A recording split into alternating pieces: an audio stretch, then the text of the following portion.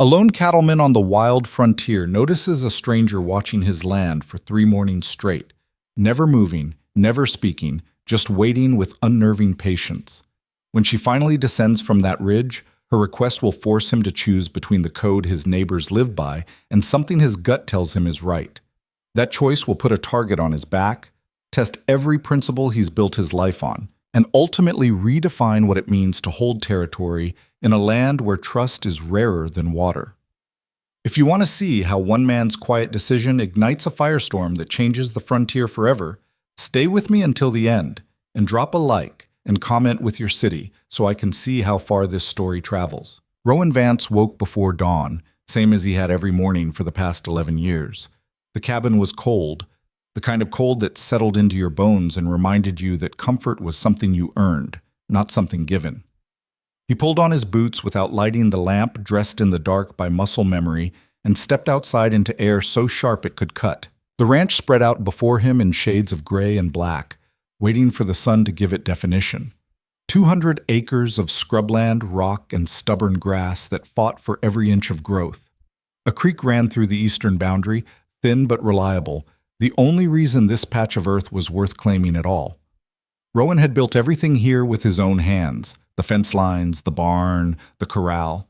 No help, no partners, no debts owed to anyone. He preferred it that way. The cattle were already stirring in the lower pasture, dark shapes moving against darker ground. Rowan counted them without thinking, the way some men counted their heartbeat. 43 head. Same as yesterday.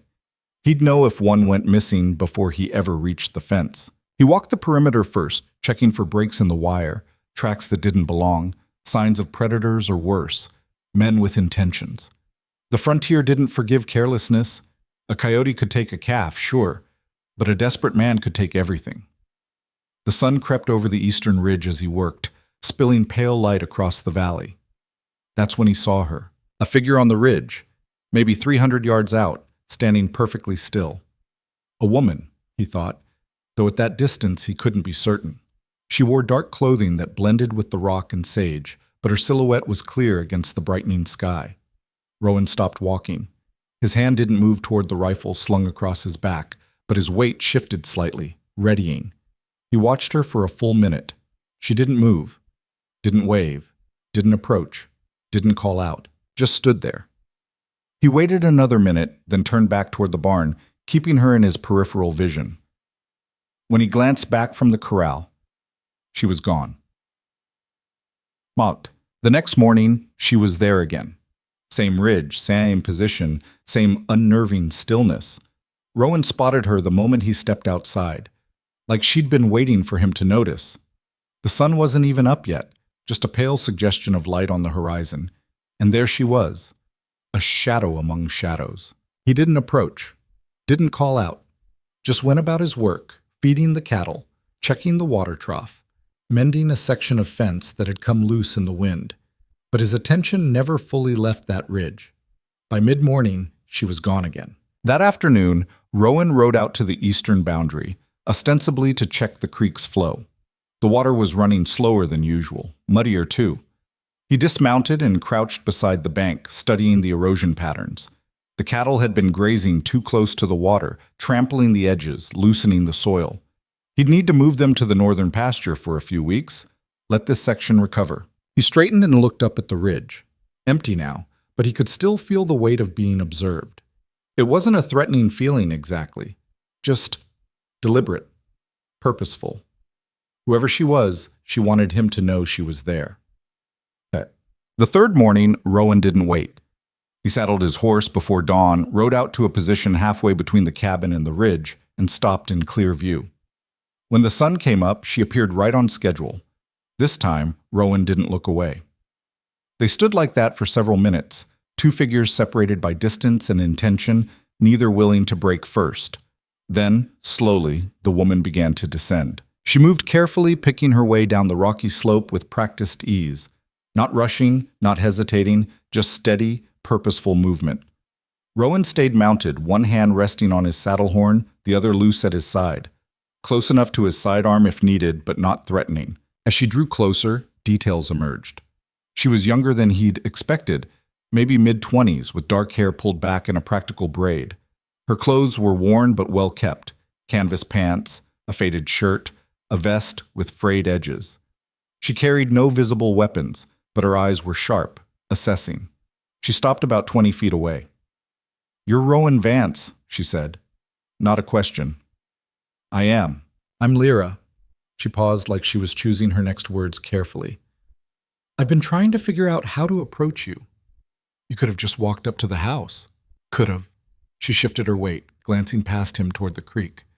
"But men out here don't always take kindly to strangers showing up unannounced, especially strangers with problems." Rowan studied her. She held his gaze without flinching, but there was something in her posture, not fear exactly, but caution. The kind of caution that came from experience. "What kind of problems?" he asked. Lyra gestured toward the creek. "That water runs through your land before it reaches us. My people, we've been traveling this route for years. We camp about 6 miles downstream every spring and fall. The creek's always been reliable." She paused. "Until this year." Rowan's jaw tightened slightly. "You're saying my cattle—" "I'm saying the banks are eroding," Lyra interrupted, her voice even. "The water's running slow and silted. We've got kids, elders, people who depend on clean water. I'm not here to accuse you of anything. I'm here because we need to find a solution." Silence settled between them, broken only by the distant lowing of cattle and the wind moving through the scrub grass. Rowan turned his horse slightly, looking back toward the creek, then at Lyra again. "How many people in your group?" he asked. 32, give or take. We're not settlers. We move with the seasons, trade goods, do some trapping and foraging. We don't cause trouble." "I didn't say you did." Lyra's expression softened just a fraction. "No, you didn't." Rowan dismounted, looping the reins over his saddle horn. His horse, a steady bay gelding named Flint, didn't so much as twitch. He walked past Lyra toward the creek, and after a moment's hesitation, she followed. They stood on the bank together, looking at the sluggish water. The erosion was worse than Rowan had realized. Whole sections of the bank had collapsed into the creek bed, narrowing the channel and creating shallow pools where sediment settled. "I've been meaning to move the herd north anyway," Rowan said finally. "Give this section time to recover. If I keep them off this pasture for the next month, maybe 6 weeks, the grass will stabilize the soil again." Lyra looked at him, surprised. That's all I was hoping for." "It's good land management," Rowan said, his tone flat. "Doesn't matter who's downstream. A damaged creek doesn't do anyone any good." Still, Lyra's voice was quieter now. "Thank you." Rowan shrugged. "Don't thank me yet. Moving the herd means using pasture I was saving for summer grazing. I'll be short on feed later if we get a dry spell." "We could help with that," Lyra said quickly. "We've got contacts with traders coming up from the south. We could arrange for hay delivery, if it comes to that." Rowan glanced at her. "You don't owe me anything." "Maybe not, but cooperation works both ways." He almost smiled at that. Almost. Word traveled fast on the frontier, faster than Rowan would have liked. By the end of the week, half the ranchers in the valley knew he'd shifted his grazing patterns after talking to some drifter woman. The story got twisted in the retelling. Some said he'd been threatened. Others said he'd been charmed. A few suggested he'd gone soft in the head from too many years alone. Hank Mercer was the first to confront him about it. Mercer ran the largest ranch in the territory, 3 times the size of Rowan's spread, with a dozen hired hands and enough cattle to supply half the towns within 100 miles. He was a broad-shouldered man in his 50s, with a gray beard and a voice that carried like thunder. He rode up to Rowan's property on a Saturday afternoon, flanked by 2 of his men, and didn't bother with pleasantries. "Heard you've been making deals with travelers," Mercer said, still mounted, looking down at Rowan from horseback. Rowan was replacing a rotted fence post. He didn't stop working. "Heard a lot of things, I'd imagine. These people, whoever they are, they've got no claim to this land. You know that, right?" "They're not claiming anything," Rowan said, driving the post into the ground with steady strikes of a mallet. "They asked about the water. I listened, that's all." Mercer's jaw worked. "You changed your whole grazing schedule because some stranger asked nice?" "I changed it because my cattle were damaging the creek. That's bad for me. Bad for anyone downstream. Seemed like the smart move." "Smart," Mercer repeated like the word tasted sour. Smart would have been running them off. This is settler territory, Vance. We worked for this land. We bled for it. You start making concessions to every group that wanders through, you're inviting trouble. Rowan finally stopped and looked up at Mercer. I'm not inviting anything. I'm managing my land the way I see fit, same as you do yours. It's not the same, one of Mercer's men interjected, a wiry guy named Cullen with a sneering mouth. You're giving ground. That makes all of us look weak.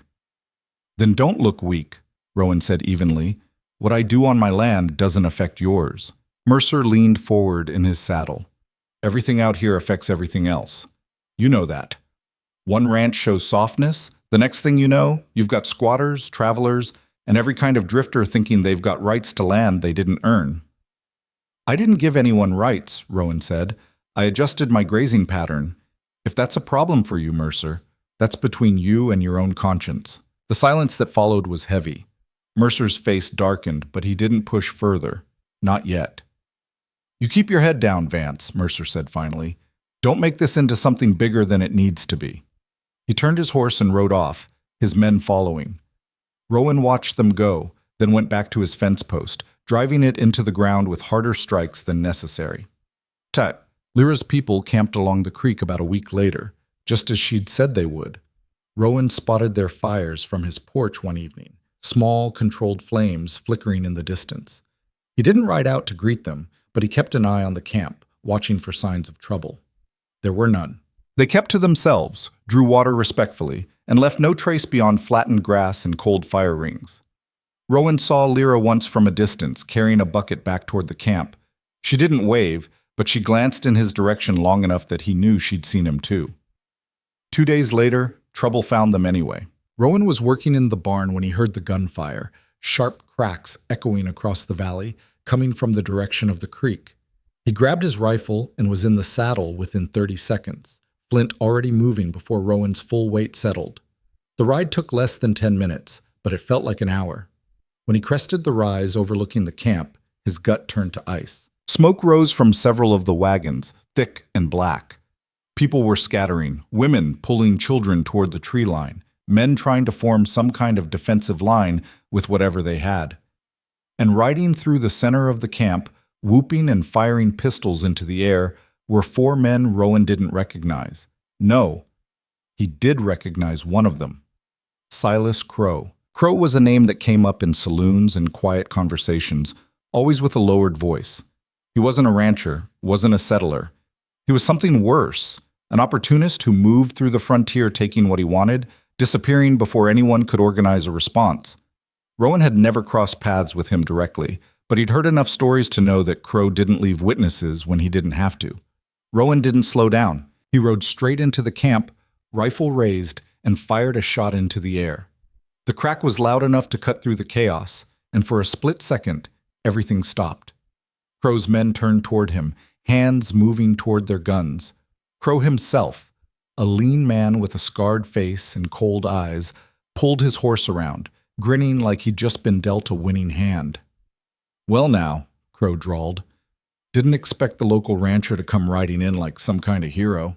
"This isn't your land, Crow," Rowan said, his voice cutting through the smoke and noise. "And these people aren't your business." Crow laughed, a harsh sound. "Business is wherever I make it, friend. These folks here, they've got supplies, coin, things of value. Seems like fair pickings to me." "Not today." Crow's grin faded slightly. "You threatening me?" "I'm telling you to leave." One of Crow's men, a burly guy with a patchy beard, sneered. "You're one man, old-timer. You really think—" Rowan swung his rifle toward the man, not aiming center mass, but close enough to make the point. "I think if you're still here in the next 30 seconds, I'm going to start shooting, and I don't miss." The air went taut. Lyra had moved to the edge of the camp, her face pale, but her posture steady. The rest of her people had gone silent, watching. Crow studied Rowan for a long moment, weighing odds, calculating risks. Then, slowly, he raised a hand to his men. "Easy," he said, his voice deceptively calm. "No need to get ourselves killed over scraps." He looked back at Rowan, his smile returning, but colder now. "You've got sand, I'll give you that. But you just made yourself an enemy, friend. Remember that." I'll sleep fine, Rowan said.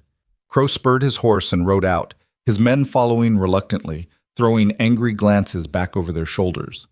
Rowan kept his rifle raised until they disappeared over the ridge, then finally lowered it, his hands steady despite the adrenaline singing through his veins. Lyra approached slowly, her eyes wide. You didn't have to. Yeah, Rowan interrupted. I did. She looked like she wanted to argue, but instead she just nodded.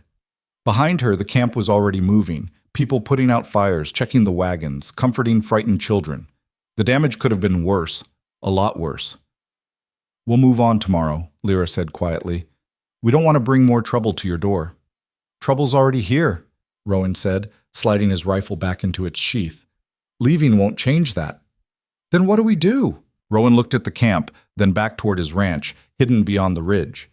He thought about Mercer's warning, about Crow's threat, about the careful balance he'd maintained for 11 years out here, alone and unbothered. That balance was gone now, shattered the moment he'd ridden into this camp. We do what's right, he said finally, and we deal with whatever comes after. Lyra's expression shifted, surprise maybe, or something close to it. You don't even know us. No, Rowan agreed, but I know men like Crow, and I know what happens when good people stand by and let them take what they want. He turned Flint back toward home, but Lyra's voice stopped him. Rowan, he glanced back. Thank you. He didn't answer, just tipped his hat slightly and rode off into the fading light, knowing full well that the consequences of this day were only just beginning. The ride back to the ranch felt longer than it should have. Rowan's hands were steady on the reins, but his mind was working through scenarios, calculating what Crow's next move might be, where the threats would come from. Men like Silas Crow didn't forgive being challenged in front of witnesses. They came back harder, meaner, and usually when you least expected it. Flint picked his way carefully through the darkening terrain, ears swiveling at every sound. Rowan let the horse set the pace, trusting his instincts more than his own distracted thoughts. By the time the cabin came into view, full night had settled over the valley, and the temperature had dropped enough that Rowan could see his breath. He unsaddled Flint in the barn, taking more time than necessary with the brushing and feed. The familiar motions helped settle something in his chest, the tight feeling that had been there since he'd heard those first gunshots. When he finally walked to the cabin, he half expected to find it ransacked or burned, but everything was exactly as he'd left it. Untouched, quiet. Too quiet, maybe. Rowan loaded his rifle and propped it beside the door, checked the revolver on his belt, then sat at the small table and ate cold beans straight from the can. He didn't taste them. Outside, the wind picked up, rattling the shutters, and somewhere in the distance a coyote called out to the darkness. He didn't sleep much that night. Morning came gray and cold, with clouds hanging low over the ridge. Rowan went through his routine mechanically, feeding the cattle, checking the fences, scanning the horizon for movement that didn't belong. Everything looked normal, but normal didn't mean safe. Not anymore. He was mending a gate hinge when he heard the horse approaching, just one rider, coming from the direction of town. Rowan straightened, wiping his hands on his pants, and waited. The rider was Sheriff Tom Bellamy, a weathered man in his early 60s with a salt and pepper mustache and eyes that had seen more than they cared to remember. He rode up slowly, hands visible on the reins, telegraphing that this wasn't a hostile visit. Rowan? Bellamy said, touching the brim of his hat. Sheriff. Bellamy dismounted with the careful movements of a man whose back didn't work quite right anymore. He looked around the ranch, taking in the details the way lawmen did, always cataloging, always assessing. Heard you had some excitement yesterday, Bellamy said. Word travels fast. Always does. Bellamy pulled a cigarette from his pocket, offered one to Rowan. Rowan shook his head. The sheriff lit his own, took a long drag, and exhaled slowly. Want to tell me what happened? Rowan gave him the facts, plain and without embellishment. The travelers, the water situation, Crow's attack, his own intervention. Bellamy listened without interrupting, his expression unreadable behind the smoke.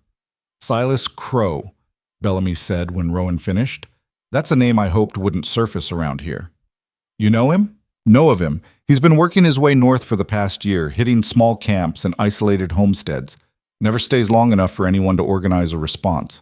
Smart, in his own vicious way. Bellamy flicked ash from his cigarette. You made an enemy there, Rowan. You know that, right? Seemed like the alternative was watching people get killed. I'm not criticizing your choice.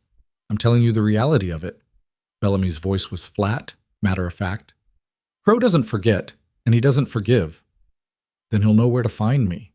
Bellamy studied him for a moment. That's not bravado talking, is it? You actually mean it. I do. The sheriff sighed, grinding his cigarette out under his boot heel. Hank Mercer came to see me this morning. He's got concerns about these travelers camping on your creek. Says it sets a bad precedent, encourages squatting, undermines property rights. His words, not mine. They're not squatting, they're passing through, same as they have been for years. I told him that. He didn't much care for it. Bellamy leaned against the fence rail, easing the strain on his back. Here's the thing, Rowan. Mercer's got influence. He's got money, land, men. When he talks, people listen. And right now, he's talking about you like you're a problem that needs solving. What kind of solving? The kind where public opinion turns against you, where maybe your supply lines get disrupted, your cattle buyers suddenly have other commitments, your credit at the general store dries up. Bellamy's tone was sympathetic but resigned. I've seen it happen before. Man becomes inconvenient to the wrong people, and suddenly everything that used to be easy becomes impossible. Rowan's jaw tightened. I didn't do anything wrong. I know that. I'm on your side here. But the frontier doesn't always care about right and wrong. It cares about power, and who has it. Bellamy straightened up, wincing slightly. Watch yourself. That's all I'm saying. Mercer's already poisoning the well. Don't give him more ammunition. What am I supposed to do? Run those people off because it makes Mercer comfortable? I'm not telling you what to do. I'm telling you the consequences. Bellamy walked back to his horse, mounted with a grunt. And for what it's worth, I think you did the right thing yesterday. Just wish it didn't come with such a high price. He rode off without waiting for a response. Rowan watched him go, then turned back to the gate hinge he'd been working on. His hands moved automatically, tightening bolts, testing the swing, but his mind was elsewhere. The frontier had always been hard, but it had been fair in its own brutal way. You worked, you survived, you kept to yourself. People left you alone. But now the rules were changing, getting more complicated, and Rowan wasn't sure he knew how to navigate this new territory. 3 days passed without incident. Lyra's people remained camped by the creek, keeping a low profile, and Rowan went about his work with one eye always on the horizon. The weather turned nasty, cold rain that fell in sheets, turning the ground to mud and making everything twice as difficult as it needed to be. On the 4th day, 2 of Mercer's men showed up. Rowan was in the barn when he heard them ride up, and something in the way they approached, too casual, too deliberate, put his hackles up immediately. He stepped out into the rain, hand resting on the doorframe, watching them dismount. One was Cullen, the wiry man who'd accompanied Mercer before. The other was someone Rowan didn't recognize, a heavy-set guy with a flat face and small, mean eyes. "Help you with something?" Rowan asked. Cullen smiled, but it didn't reach his eyes. "Mr. Mercer wanted us to check on you, make sure everything's running smooth." "Everything's fine." "Good, good." Cullen looked around the ranch, his gaze lingering on the distant campfires visible through the rain. "Those travelers still here, I see." "They're not bothering anyone. That's a matter of perspective." The heavy-set man spoke for the first time, his voice like gravel. "Some folks think having outsiders camped on your land makes you look weak, like you can't control your own property." Rowan's expression didn't change. "I don't care what some folks think. Maybe you should," Cullen said, his smile fading. "Word's going around that you're too friendly with these drifters, that you're putting their interests ahead of your neighbors. That's not how things work out here, Vance. I'm managing my land the way I see fit, same as I told Mercer." Cullen stepped closer, lowering his voice like he was sharing a confidence. "You're making this harder than it needs to be. All you gotta do is tell them to move along. Nobody gets hurt, no hard feelings, and life goes back to normal. And if I don't?" The heavy-set man cracked his knuckles, a deliberate sound. "Then things might get complicated for you." Rowan looked at him, then back at Cullen. "That a threat?" "It's friendly advice," Cullen said, "from one neighbor to another." "I don't need advice, and I don't need you on my property. So unless you've got actual business here, I'd appreciate it if you'd leave." Cullen's jaw tightened.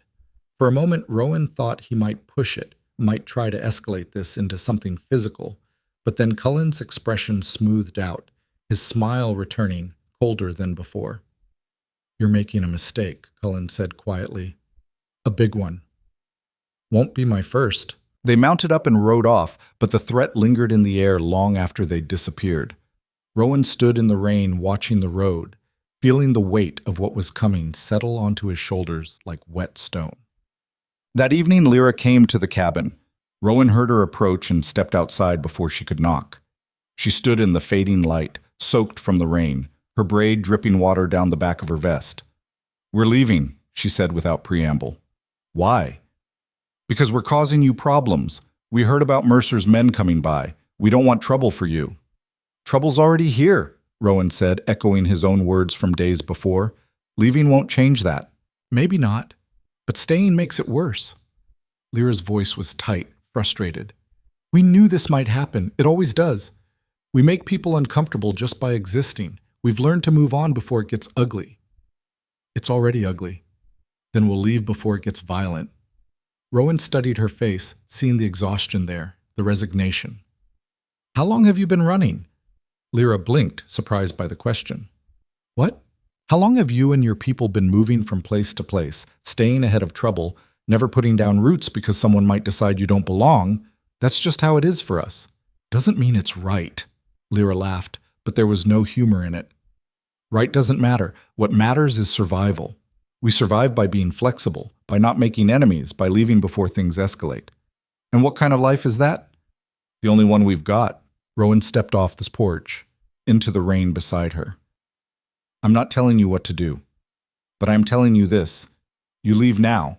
It won't solve anything. Mercer and his people will just find someone else to push around. Crow will keep terrorizing whoever's vulnerable enough to be an easy target. Nothing changes. And if we stay, then maybe something does change. Maybe for once, people stand their ground instead of running." Lyra shook her head slowly. "You're asking us to risk everything on a maybe. I'm asking you to consider that running isn't the only option." They stood in the rain, two people from completely different worlds, trying to find common ground in the mud and the fading light. Finally, Lyra spoke. "I need to talk to my people. This isn't just my decision." "Fair enough." She turned to leave, then stopped. "Rowan, why are you doing this? You don't owe us anything." He thought about that for a moment. "My father used to say that the measure of a man isn't what he does when it's easy. It's what he does when everything's on the line and nobody would blame him for walking away." "Sounds like a good man." "He tried to be." Rowan's voice was quiet. "Didn't always succeed, but he tried." Lyra nodded slowly, then walked back toward the camp, disappearing into the rain and the gathering darkness. Rowan watched her go, then returned to the cabin, wondering if he'd just made the biggest mistake of his life or the first truly right decision in years. The next morning brought worse news. Sheriff Bellamy rode up just after dawn, his face grim. Rowan met him at the fence line, already bracing for whatever was coming. "Crow hit a homestead last night," Bellamy said without preamble. "The Morrison place, about 15 miles south of here. Burned the barn, stole livestock, roughed up Morrison pretty badly. His wife and kids are terrified." Rowan's stomach dropped. "Morrison have any connection to the travelers?" "None whatsoever. Best I can figure, Crow's sending a message, showing that he can strike anywhere, anytime, and there's nothing we can do about it." "There's plenty we can do about it." Bellamy's expression was pained. "With what? I've got no deputies, no resources, and a territory too big to patrol effectively. By the time I ride to one crisis, Crow's already moved on to the next. That's how men like him operate. They stay mobile, stay unpredictable, and they prey on the fact that we're all spread too thin to respond." "So what? We just let him keep attacking people?" "I didn't say that." Bellamy dismounted, his movements stiff. "I'm trying to organize the ranchers, get them to pool resources, maybe put together a group that can track Crow down. But it takes time and cooperation, and right now everyone's more interested in arguing about property rights and travelers than dealing with the actual threat." Rowan's hands clenched into fists. "That's insane." "That's politics." Bellamy pulled out another cigarette, lit it with shaking hands. "Mercer's been in town spreading the word that if you hadn't interfered, Crow never would have gotten riled up. Says you brought this on everyone by getting involved in something that wasn't your business." That's a lie. Of course it is, but it's a convenient lie, and people want someone to blame.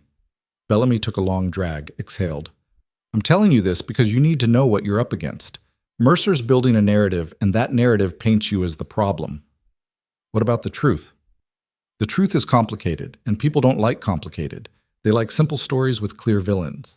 Bellamy looked at him sadly. Right now, you're the villain in their story. Rowan turned away, staring out at his land, the cattle moving slowly through the pasture, the creek running clear again after his changes to the grazing pattern. Everything he'd built, everything he'd worked for, suddenly felt fragile. I did what I thought was right, he said quietly. I know. And for what it's worth, history might prove you right. But you gotta survive long enough to see that history written. Well, that afternoon, Rowan rode out to the travelers' camp. He found Lara near the creek, talking with an older woman whose face was lined with decades of sun and hardship. When Lyra saw him approaching, she excused herself and walked over to meet him. We're staying, she said before he could speak. At least for now. My grandmother, she thinks running would be worse than staying. Says we've been running too long already. Your grandmother, the one you were talking to? Yeah, her name's Amma. She's the heart of our group. When she speaks, people listen. Smart woman. Lyra smiled faintly. She'd like you. Says any man willing to stand up to armed thugs for strangers is either very brave or very stupid, and she hasn't decided which yet. Could be both. That's what I told her. Lyra's smile faded. We heard about the Morrison place, crows escalating. Seems like it. People are going to blame us, blame you. Already happening. Lyra's frustration was visible, her hands clenching and unclenching. This is exactly what I was afraid of. We tried to avoid making waves, and now we're at the center of a storm anyway. Sometimes storms find you no matter what you do. That's supposed to be comforting? No, just the truth. They stood in silence for a moment, watching the creek flow past, clear and steady. Despite everything happening around them, the water kept moving, kept doing what water does. There was something almost reassuring about that. Can I ask you something? Lyra said. Go ahead. Why'd you really help us? And don't give me that line about good land management. There's more to it than that. Rowan considered the question. When I came out here 11 years ago, I was running from something. Didn't matter what, past mistakes, bad decisions, things I wasn't proud of. I built this ranch thinking if I just kept to myself, worked hard, didn't cause problems, I could leave all that behind. Did it work? For a while. Then you showed up, and I realized something. He met her eyes. I was so focused on not being the problem that I'd stopped being part of the solution. I'd turned isolation into a virtue, when really it was just cowardice dressed up as independence. Lyra's expression softened. You're being too hard on yourself. Maybe, but when I saw Crow's men terrorizing your camp, I had a choice. I could ride away, tell myself it wasn't my business, keep my comfortable isolation, or I could do something, and I'm tired of riding away. Even if it costs you everything? Everything doesn't mean much if you can't look yourself in the mirror. Lyra was quiet for a long moment. Then she said, Amma wants to meet you. Properly, I mean. Will you come to the camp tonight? We're having a gathering, talking through our options. Rowan hesitated. Walking into that camp would be another line crossed, another step away from the isolated life he'd built. But he'd already crossed so many lines, what was one more? I'll be there, he said. The camp came alive as evening settled in. Rowan rode in slowly, very aware of the eyes watching him, assessing him, trying to figure out if he was friend or threat. Children peeked out from behind wagon wheels, their faces curious. Men stood with arms crossed, protective but not hostile. Women worked at cook fires, their movements efficient and practiced. Lyra met him at the edge of camp and led him to the central fire, where Amma sat on a folding chair that looked older than most of the wagons. She was a small woman, weathered by time and travel, with silver hair pulled back in a bun and eyes that seemed to see through pretense straight to truth. So you're Rowan Vance, she said, her voice surprisingly strong. The man who thinks one rifle can hold back the tide. I don't think that, Rowan said, dismounting, but I figure one rifle's better than none. Amma smiled, a quick flash of teeth. Lyra said you were honest. I appreciate that. Too many people out here say what they think you want to hear. She gestured to a seat. Sit. We have things to discuss. Rowan sat, feeling the weight of attention on him. The camp had gone quiet, everyone listening even as they pretended to focus on their own tasks. Lyra tells me you adjusted your grazing to help our water supply, Amma continued. That true? It is. And you rode into danger to protect us from Crow's men. Someone had to. And now you're facing consequences from your neighbors because of your choices. Rowan nodded. Amma leaned forward slightly. Let me tell you something about my people. We've been traveling these routes for 3 generations. My grandmother walked these paths when this territory was truly wild, when settlers were just starting to stake claims. We've adapted, survived, outlasted droughts and hard winters and hostile encounters. We know how to read the land, how to move with the seasons, how to take what we need without taking too much. I believe that. But we also know when to leave. When our presence causes more harm than good, when staying puts others at risk. We've developed instincts for these things. She paused. And right now, every instinct I have is screaming at me to pack up and move on. Rowan waited. He could feel the camp holding its breath. But, Amma continued, I'm old enough to know that sometimes instincts are just fear dressed up as wisdom. And I'm tired of running, tired of teaching my grandchildren that we don't deserve to be here, that we're always one step away from being driven off. Her voice hardened. So we're staying, not forever, just through our planned season. We'll do our trading, our foraging, our work. And if trouble comes, we'll face it. Someone in the crowd murmured agreement. Another voice joined in. Soon, the whole camp was nodding, voicing support. Amma raised a hand for silence. But I won't put others at risk for our stubbornness. Rowan Vance, you've shown us kindness when you didn't have to. You've taken a stand when it would have been easier to look away. But you need to understand, if we stay, the trouble that follows us will land on your doorstep too. We can't protect you from that. I'm not asking for protection, Rowan said. I'm asking for cooperation. We watch out for each other, share information. Don't let Crow or Mercer or anyone else divide us. And if it comes to violence, then we handle it together. Amma studied him for a long moment, her eyes searching his face for any hint of doubt or deception. Finally, she nodded. Then we have an agreement. We stay, we work, we watch each other's backs, and when our season's done, we move on. Not because we were driven out, but because that's the life we chose. She extended her hand. Rowan took it, her grip surprisingly strong. One more thing, Amma said, not releasing his hand. You ever need help? You come to us. We may be travelers, but we're not helpless. We've survived worse than Silas Crow. I'll remember that. The camp relaxed after that, tension bleeding away into something closer to cautious optimism. People returned to their tasks, and someone started playing a fiddle, the music drifting through the evening air. Lyra brought Rowan a plate of food, stew thick with vegetables and venison, bread that was still warm. Amma likes you, Lyra said, sitting beside him. That's rare. She's got good instincts. She says you remind her of my grandfather. He died before I was born, but she talks about him like he was the best man who ever lived. Stubborn, principled, willing to fight for what mattered. Sounds like a good man. He was. Got himself killed standing up to some settlers who wanted to run us off our traditional camping ground. They beat him to death while the local sheriff looked the other way.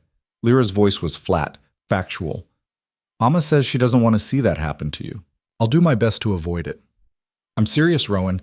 These people, Mercer, Crow, they don't play fair. They don't care about honor or doing the right thing. They care about power and money and keeping people like us in our place. I know. Do you? Because from where I'm sitting, you're one man against an entire system designed to crush anyone who steps out of line. Rowan looked at her, saw the genuine concern there, the fear that she'd already lost too many people to this kind of fight. Maybe. But I've been crushed before. Survived it then. Might survive it now. That's not reassuring. Wasn't meant to be. Just honest. Lyra shook her head, but there was a hint of a smile. You're either the bravest man I've ever met, or the biggest fool. Your grandmother said something similar. Great minds think alike. They ate in comfortable silence, watching the camp settle in for the night. Children were called to bed, fires banked to coals, sentries posted at the perimeter. It was organized, efficient, a community that had learned how to survive through cooperation and vigilance. Rowan found himself envious of that, in a way.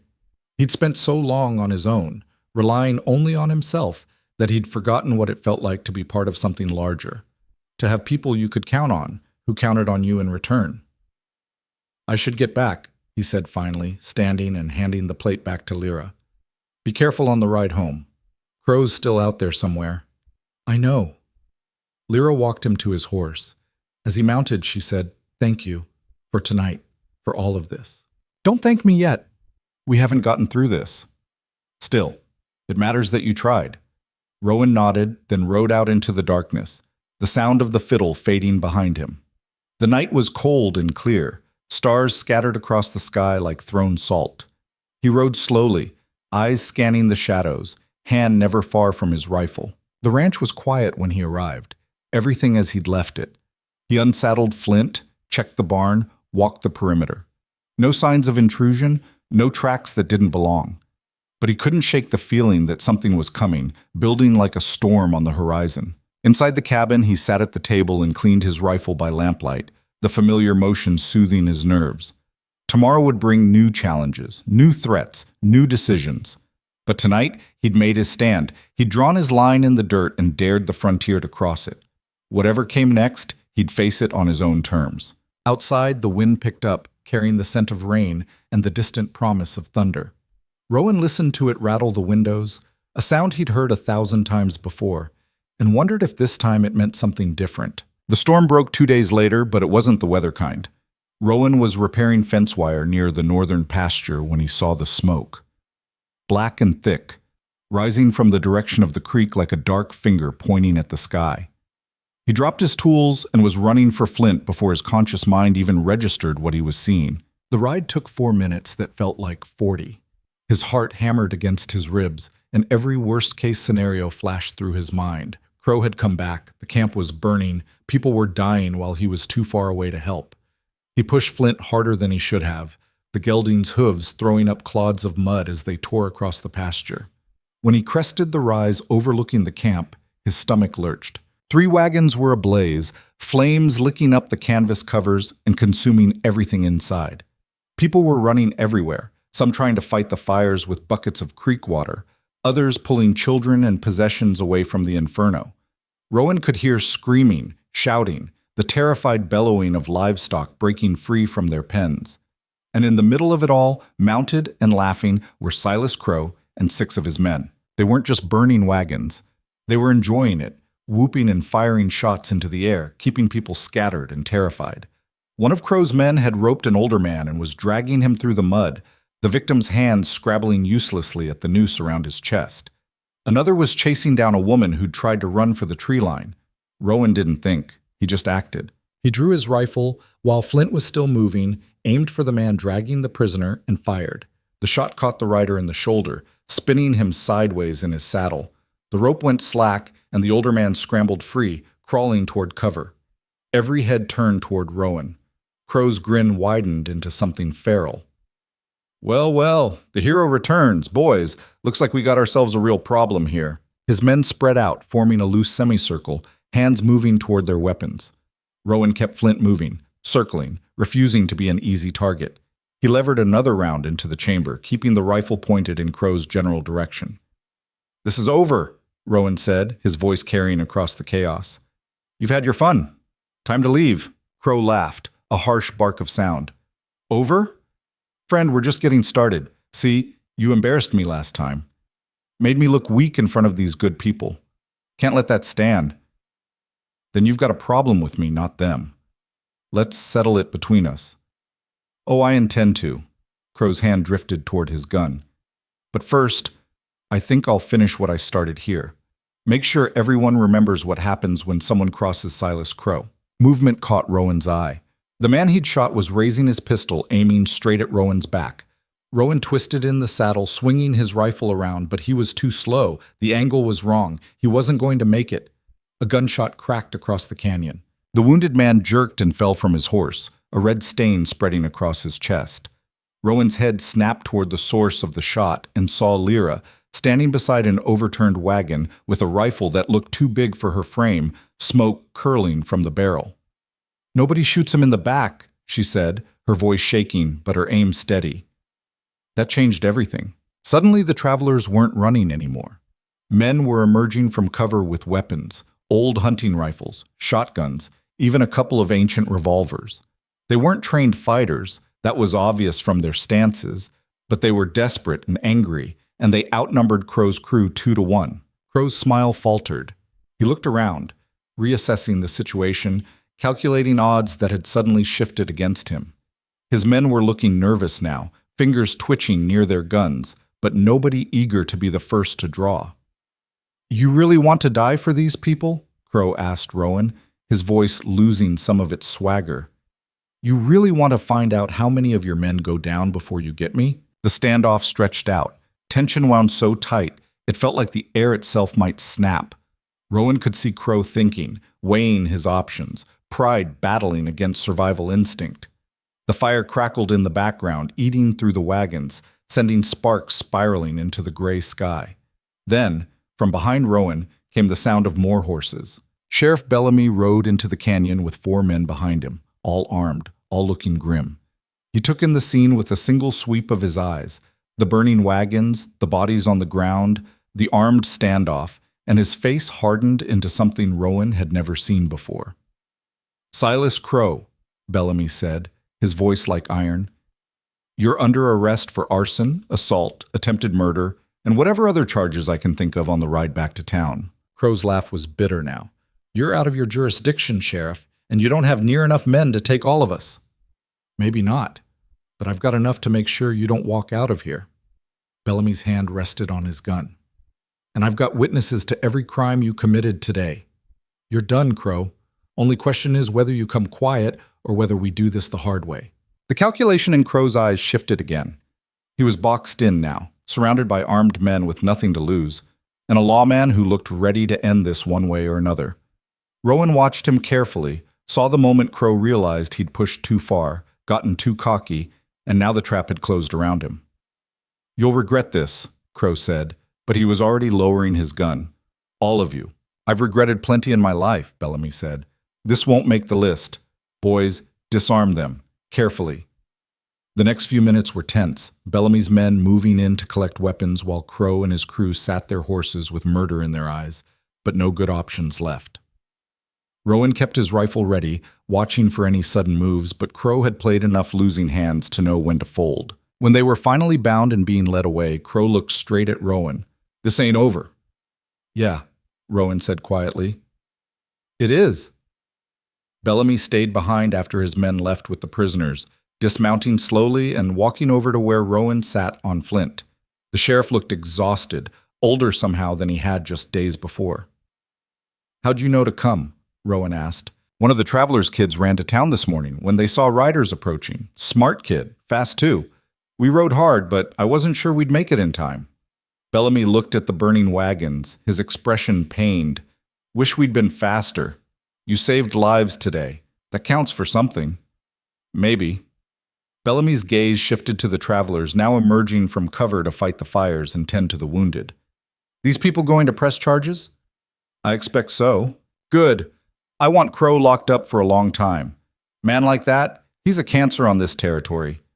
Bellamy pulled out a cigarette, hands shaking slightly as he lit it. "You know this is going to make things worse with Mercer, right? He's going to spin this as proof that harboring these people brings violence. Let him spin it however he wants. The truth is, Crow brought the violence. Not them, not me. Truth and what people believe aren't always the same thing." Bellamy took a long drag. "You've made powerful enemies, Rowan. Crow's got friends, people who won't take kindly to him being arrested. And Mercer's already got half the ranchers convinced you're the problem." "Then I guess I better watch my back." Bellamy studied him for a moment. "You're not going to back down, are you? Even knowing what's coming?" "Would you?" The sheriff smiled faintly. "No, I suppose I wouldn't." He ground out his cigarette. "I'll do what I can to keep things from escalating. But Rowan, I'm one man with limited authority. If this turns into something bigger than law enforcement, I won't be able to protect you." "I'm not asking you to." "I know. That's what worries me." Bellamy mounted his horse and rode off, leaving Rowan alone with the travelers and the smoldering remains of their wagons.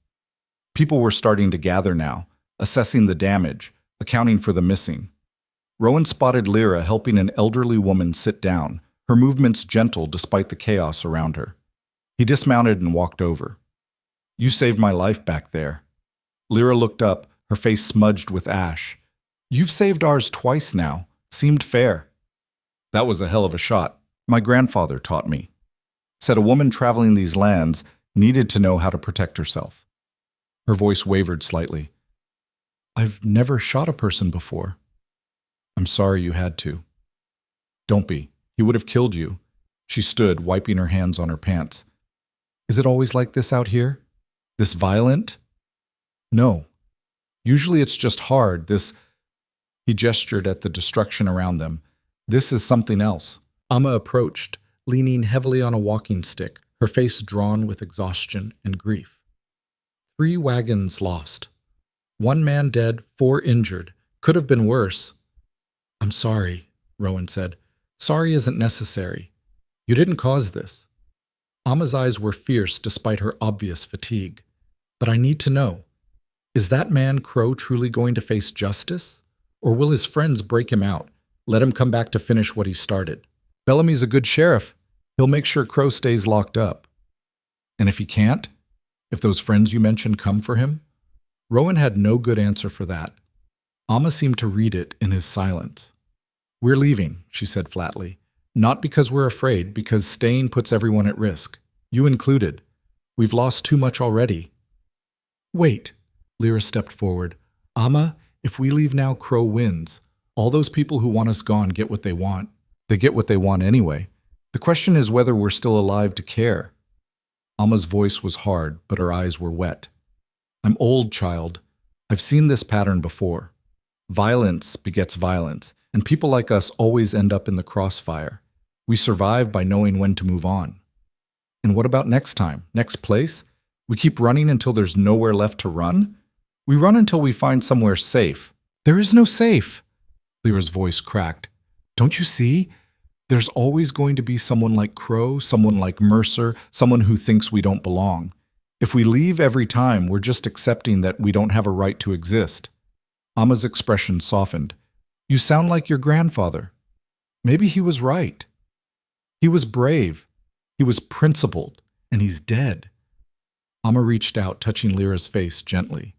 "I won't watch you die the same way." Rowan cleared his throat. "If I may, there might be another option." Both women looked at him. "The sheriff's going to need witness testimony to make charges stick. If your people leave now, Crow's lawyers will argue there's no proof, no victims willing to come forward. He could walk." "And if we stay to testify?" Amma asked. "Then we make sure he doesn't. We document everything, get statements, build a case so solid even Crow's friends can't break it." Rowan paused. "I know it's a risk, but running now means this all happened for nothing." Amma was quiet for a long moment, her weathered hand still resting on Lyra's cheek. Finally she sighed, the sound carrying decades of weariness. "We'll stay until the trial, but after that we're gone. Agreed?" Lyra nodded, relief visible on her face. "Agreed. Then we have work to do." Amma turned to survey the camp. "We need to salvage what we can, tend to the wounded, prepare the dead for burial. And we need to make sure every person here knows their testimony matters. This is our chance to fight back with the law instead of guns." She walked away, already calling out instructions, organizing the survivors with the practiced efficiency of someone who'd rebuilt from disaster before. Lyra watched her go, then turned to Rowan. "Thank you for giving us a reason to stay. I just told you the truth. The decision was yours." Still.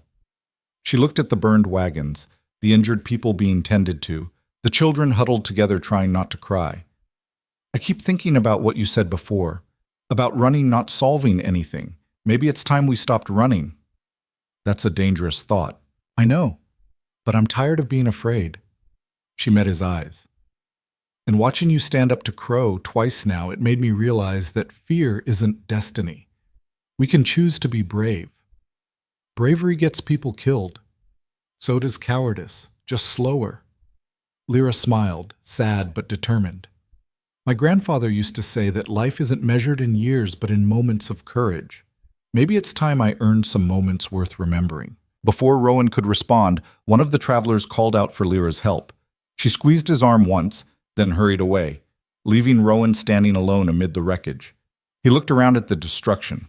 Wagons reduced to charred frames, possessions scattered and ruined, blood staining the mud where people had fallen. This was the cost of standing up, of refusing to bend. It wasn't noble or heroic, just brutal and real and hard.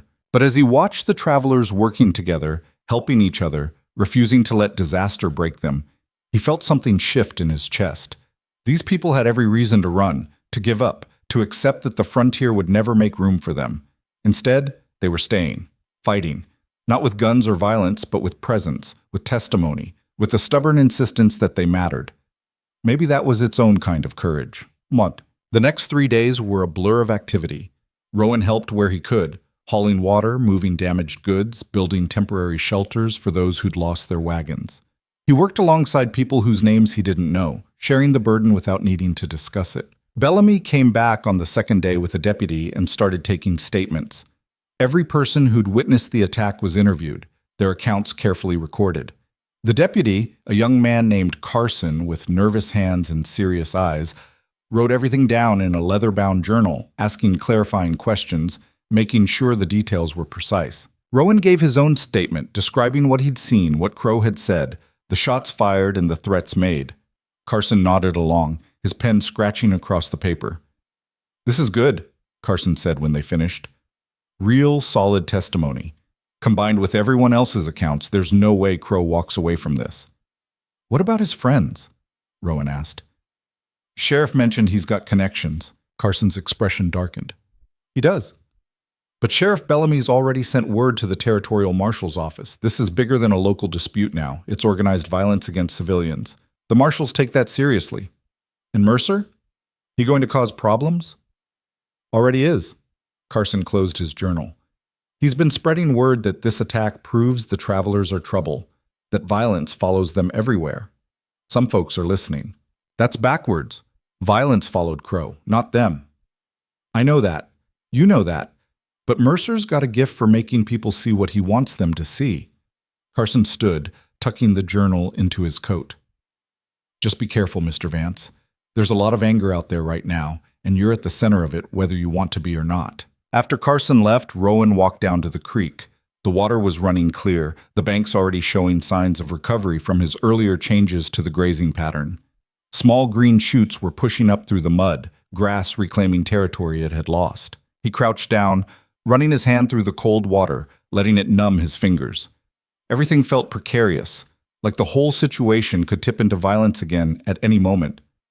Crow was locked up, sure, but Carson was right. The man had friends, and friends had ways of evening scores. "Rowan." He turned to find Lyra standing behind him, holding 2 tin cups. She offered him one, coffee, strong and hot, despite the afternoon heat. "Thought you could use this," she said, sitting down beside him. "Thanks." They drank in silence for a while, watching the water flow past. A bird called somewhere in the trees, a lonesome sound that suited the moment. "Amma's been talking to the other elders," Lyra said eventually. "They want to do something to thank you for everything you've done." "That's not necessary." "They know. They want to anyway." She paused. "They're thinking of offering you a marker. It's a traditional thing, a symbol of safe passage and mutual respect. It would mark your land as neutral ground, a place where our people are always welcome." Rowan considered that. What would that mean, practically? "It means when we travel through this territory, we'd know we have at least one place we can count on.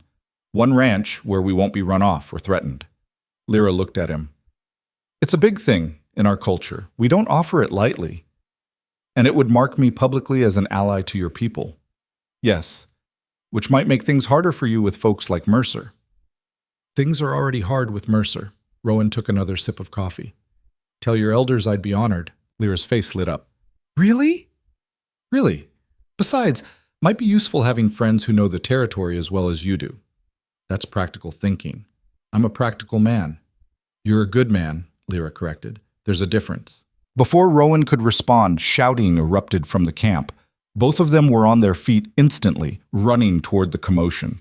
They found a crowd gathered around 2 riders who'd just arrived. Young men, both breathing hard, their horses lathered with sweat. Amma was already there, listening intently as one of the riders spoke rapidly, gesturing wildly. When she saw Rowan and Lyra approaching, her expression was grave. "What is it?" Lyra asked. "Runners from town," Amma said. "Crow's lawyer arrived yesterday. Some fancy man from the territorial capital with a reputation for getting guilty men off on technicalities. He's already filed motions to dismiss, claiming the arrests were illegal, the charges are politically motivated, and there's no real evidence of criminal intent." Rowan's jaw clenched. He can't seriously argue that burning wagons and attacking people wasn't criminal intent. He's arguing that Crow was defending himself from hostile travelers who threatened settlers in the area, says his clients were acting in self-defense. Amma's voice was bitter. And apparently some of the local ranchers have come forward to support that story. "Let me guess. Mercer's people." "Among others." Amma looked tired, older than her years. "The trial's set for 3 days from now. The lawyer's pushing for a quick resolution, claiming his clients are being held illegally." Lyra's face flushed with anger. "That's insane. We have witnesses, testimony, evidence, and he has money, influence, and friendly judges." Amma cut her off. "This is how the system works, child. Men like Crow rarely face consequences because men like them own the system." "Then we fight harder," Lyra said. "We make sure every witness shows up, every story is told, every piece of evidence is presented. We don't give them room to twist the truth." "And what about the witnesses they've bought? The ranchers who'll swear Crow was just protecting the territory from dangerous outsiders?" "We tell the truth louder." Amma's expression softened slightly. "You have your grandfather's fire. I just hope it doesn't burn you the same way it burned him." Rowan stepped forward. "If I may, we need to talk to Bellamy. Make sure he knows what we're up against. The more prepared we are, the harder it'll be for Crow's lawyer to spin this." "You think the sheriff will listen?" Amma asked. "I think he's as tired of men like Crow as we are, and I think he'll do everything in his power to make sure justice actually happens, for once." Amma nodded slowly. "Then go. Talk to him, but be careful. If Mercer's people are willing to lie in court, they might be willing to do worse outside of it." Rowan and Lyra rode to town together, pushing their horses hard through the afternoon heat. The ride gave Rowan time to think, to plan, to anticipate what Crow's lawyer might try. He'd seen plenty of legal maneuvering in his younger days, back when he'd worked on his family's ranch before everything fell apart. Rich men always had ways of bending the law to their purposes, finding loopholes and technicalities that let them escape consequences. But Crow had made a critical mistake. He'd attacked in broad daylight with dozens of witnesses. No amount of legal fancy footwork could erase that many people telling the same story. At least that's what Rowan hoped. They reached town as the sun was dropping toward the horizon, painting the dusty streets in shades of gold and amber. The place was bigger than Rowan remembered from his last visit. More buildings, more people, more signs of civilization creeping into the frontier. Progress, some called it. Rowan wasn't sure he agreed. They found Bellamy at his office, sitting behind a desk buried under paperwork, his face drawn with exhaustion. He looked up when they entered, unsurprised to see them. "Figured you'd show up eventually," he said. "You heard about the lawyer?" "We heard," Rowan said. "How bad is it?" "Bad enough. His name's Milton Crane, and he's got a reputation for getting violent men off on procedural grounds. He's already got the judge considering dismissal based on improper arrest procedures." "Were the arrests improper?" "Technically, maybe. I might have crossed a jurisdictional boundary by a mile or two, but Crow and his men were actively committing crimes when I arrived. Any reasonable judge would see that as exigent circumstances." "And is the judge reasonable?" Bellamy's silence was answer enough. Lyra leaned forward. "What about the witnesses? The testimony? That has to count for something." "It does. But Crane's already planning to challenge every witness as biased, claiming they're part of a conspiracy to frame his clients. And he's got ranchers willing to testify that the travelers provoked the attack." "That's a lie," Lyra said flatly. "I know it's a lie. You know it's a lie. But in court, it's going to be your word against theirs. And they're established landowners with standing in the community. You're—" Bellamy paused, choosing his words carefully. "Outsiders. That matters to juries." Rowan felt anger building in his chest, hot and dangerous. "So you're saying Crow walks?" "I'm saying it's going to be a fight, and I need every advantage I can get." Bellamy shuffled through his papers, pulled out a document. "I've been putting together a timeline of Crow's movements over the past year. He's hit at least 8 camps and homesteads that I can document. If I can show a pattern of behavior, prove this wasn't an isolated incident, but part of a larger criminal enterprise, it strengthens our case. You need more evidence, Rowan said. I need more everything. More witnesses willing to testify, more documentation, more proof that Crow's people are lying through their teeth. Bellamy rubbed his eyes. Problem is, I'm running out of time. The trial starts in 3 days. Lyra stood abruptly. Then we get to work. We talk to everyone who was at the camp during the attack. We write down every detail, every threat Crow made, every shot fired. We build a case so detailed that even a crooked judge can't ignore it. That's a lot of work for not much time, Bellamy warned. Then we'd better not waste any more of it talking. Bellamy looked at her, something like respect crossing his face. You're tougher than you look. I have to be. They worked through the night.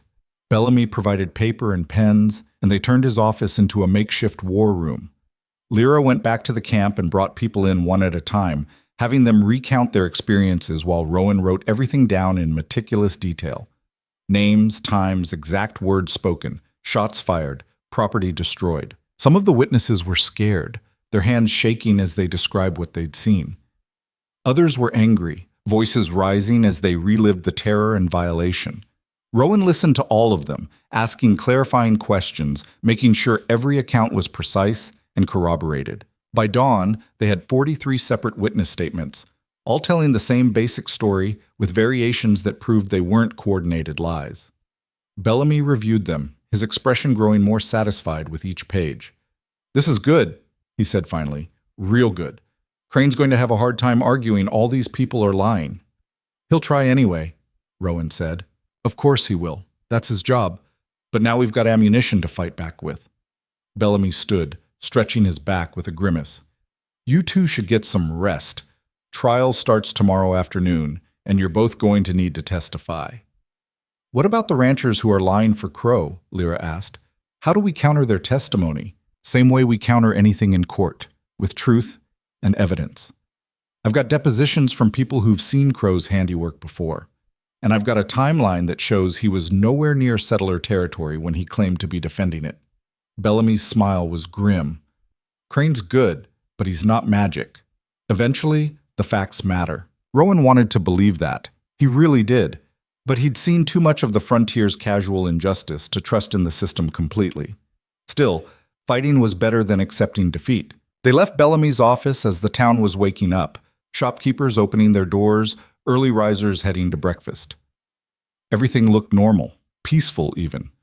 Hard to believe that in less than 24 hours, a trial would begin that could determine not just Crow's fate, but the future of everyone who'd been caught up in this mess.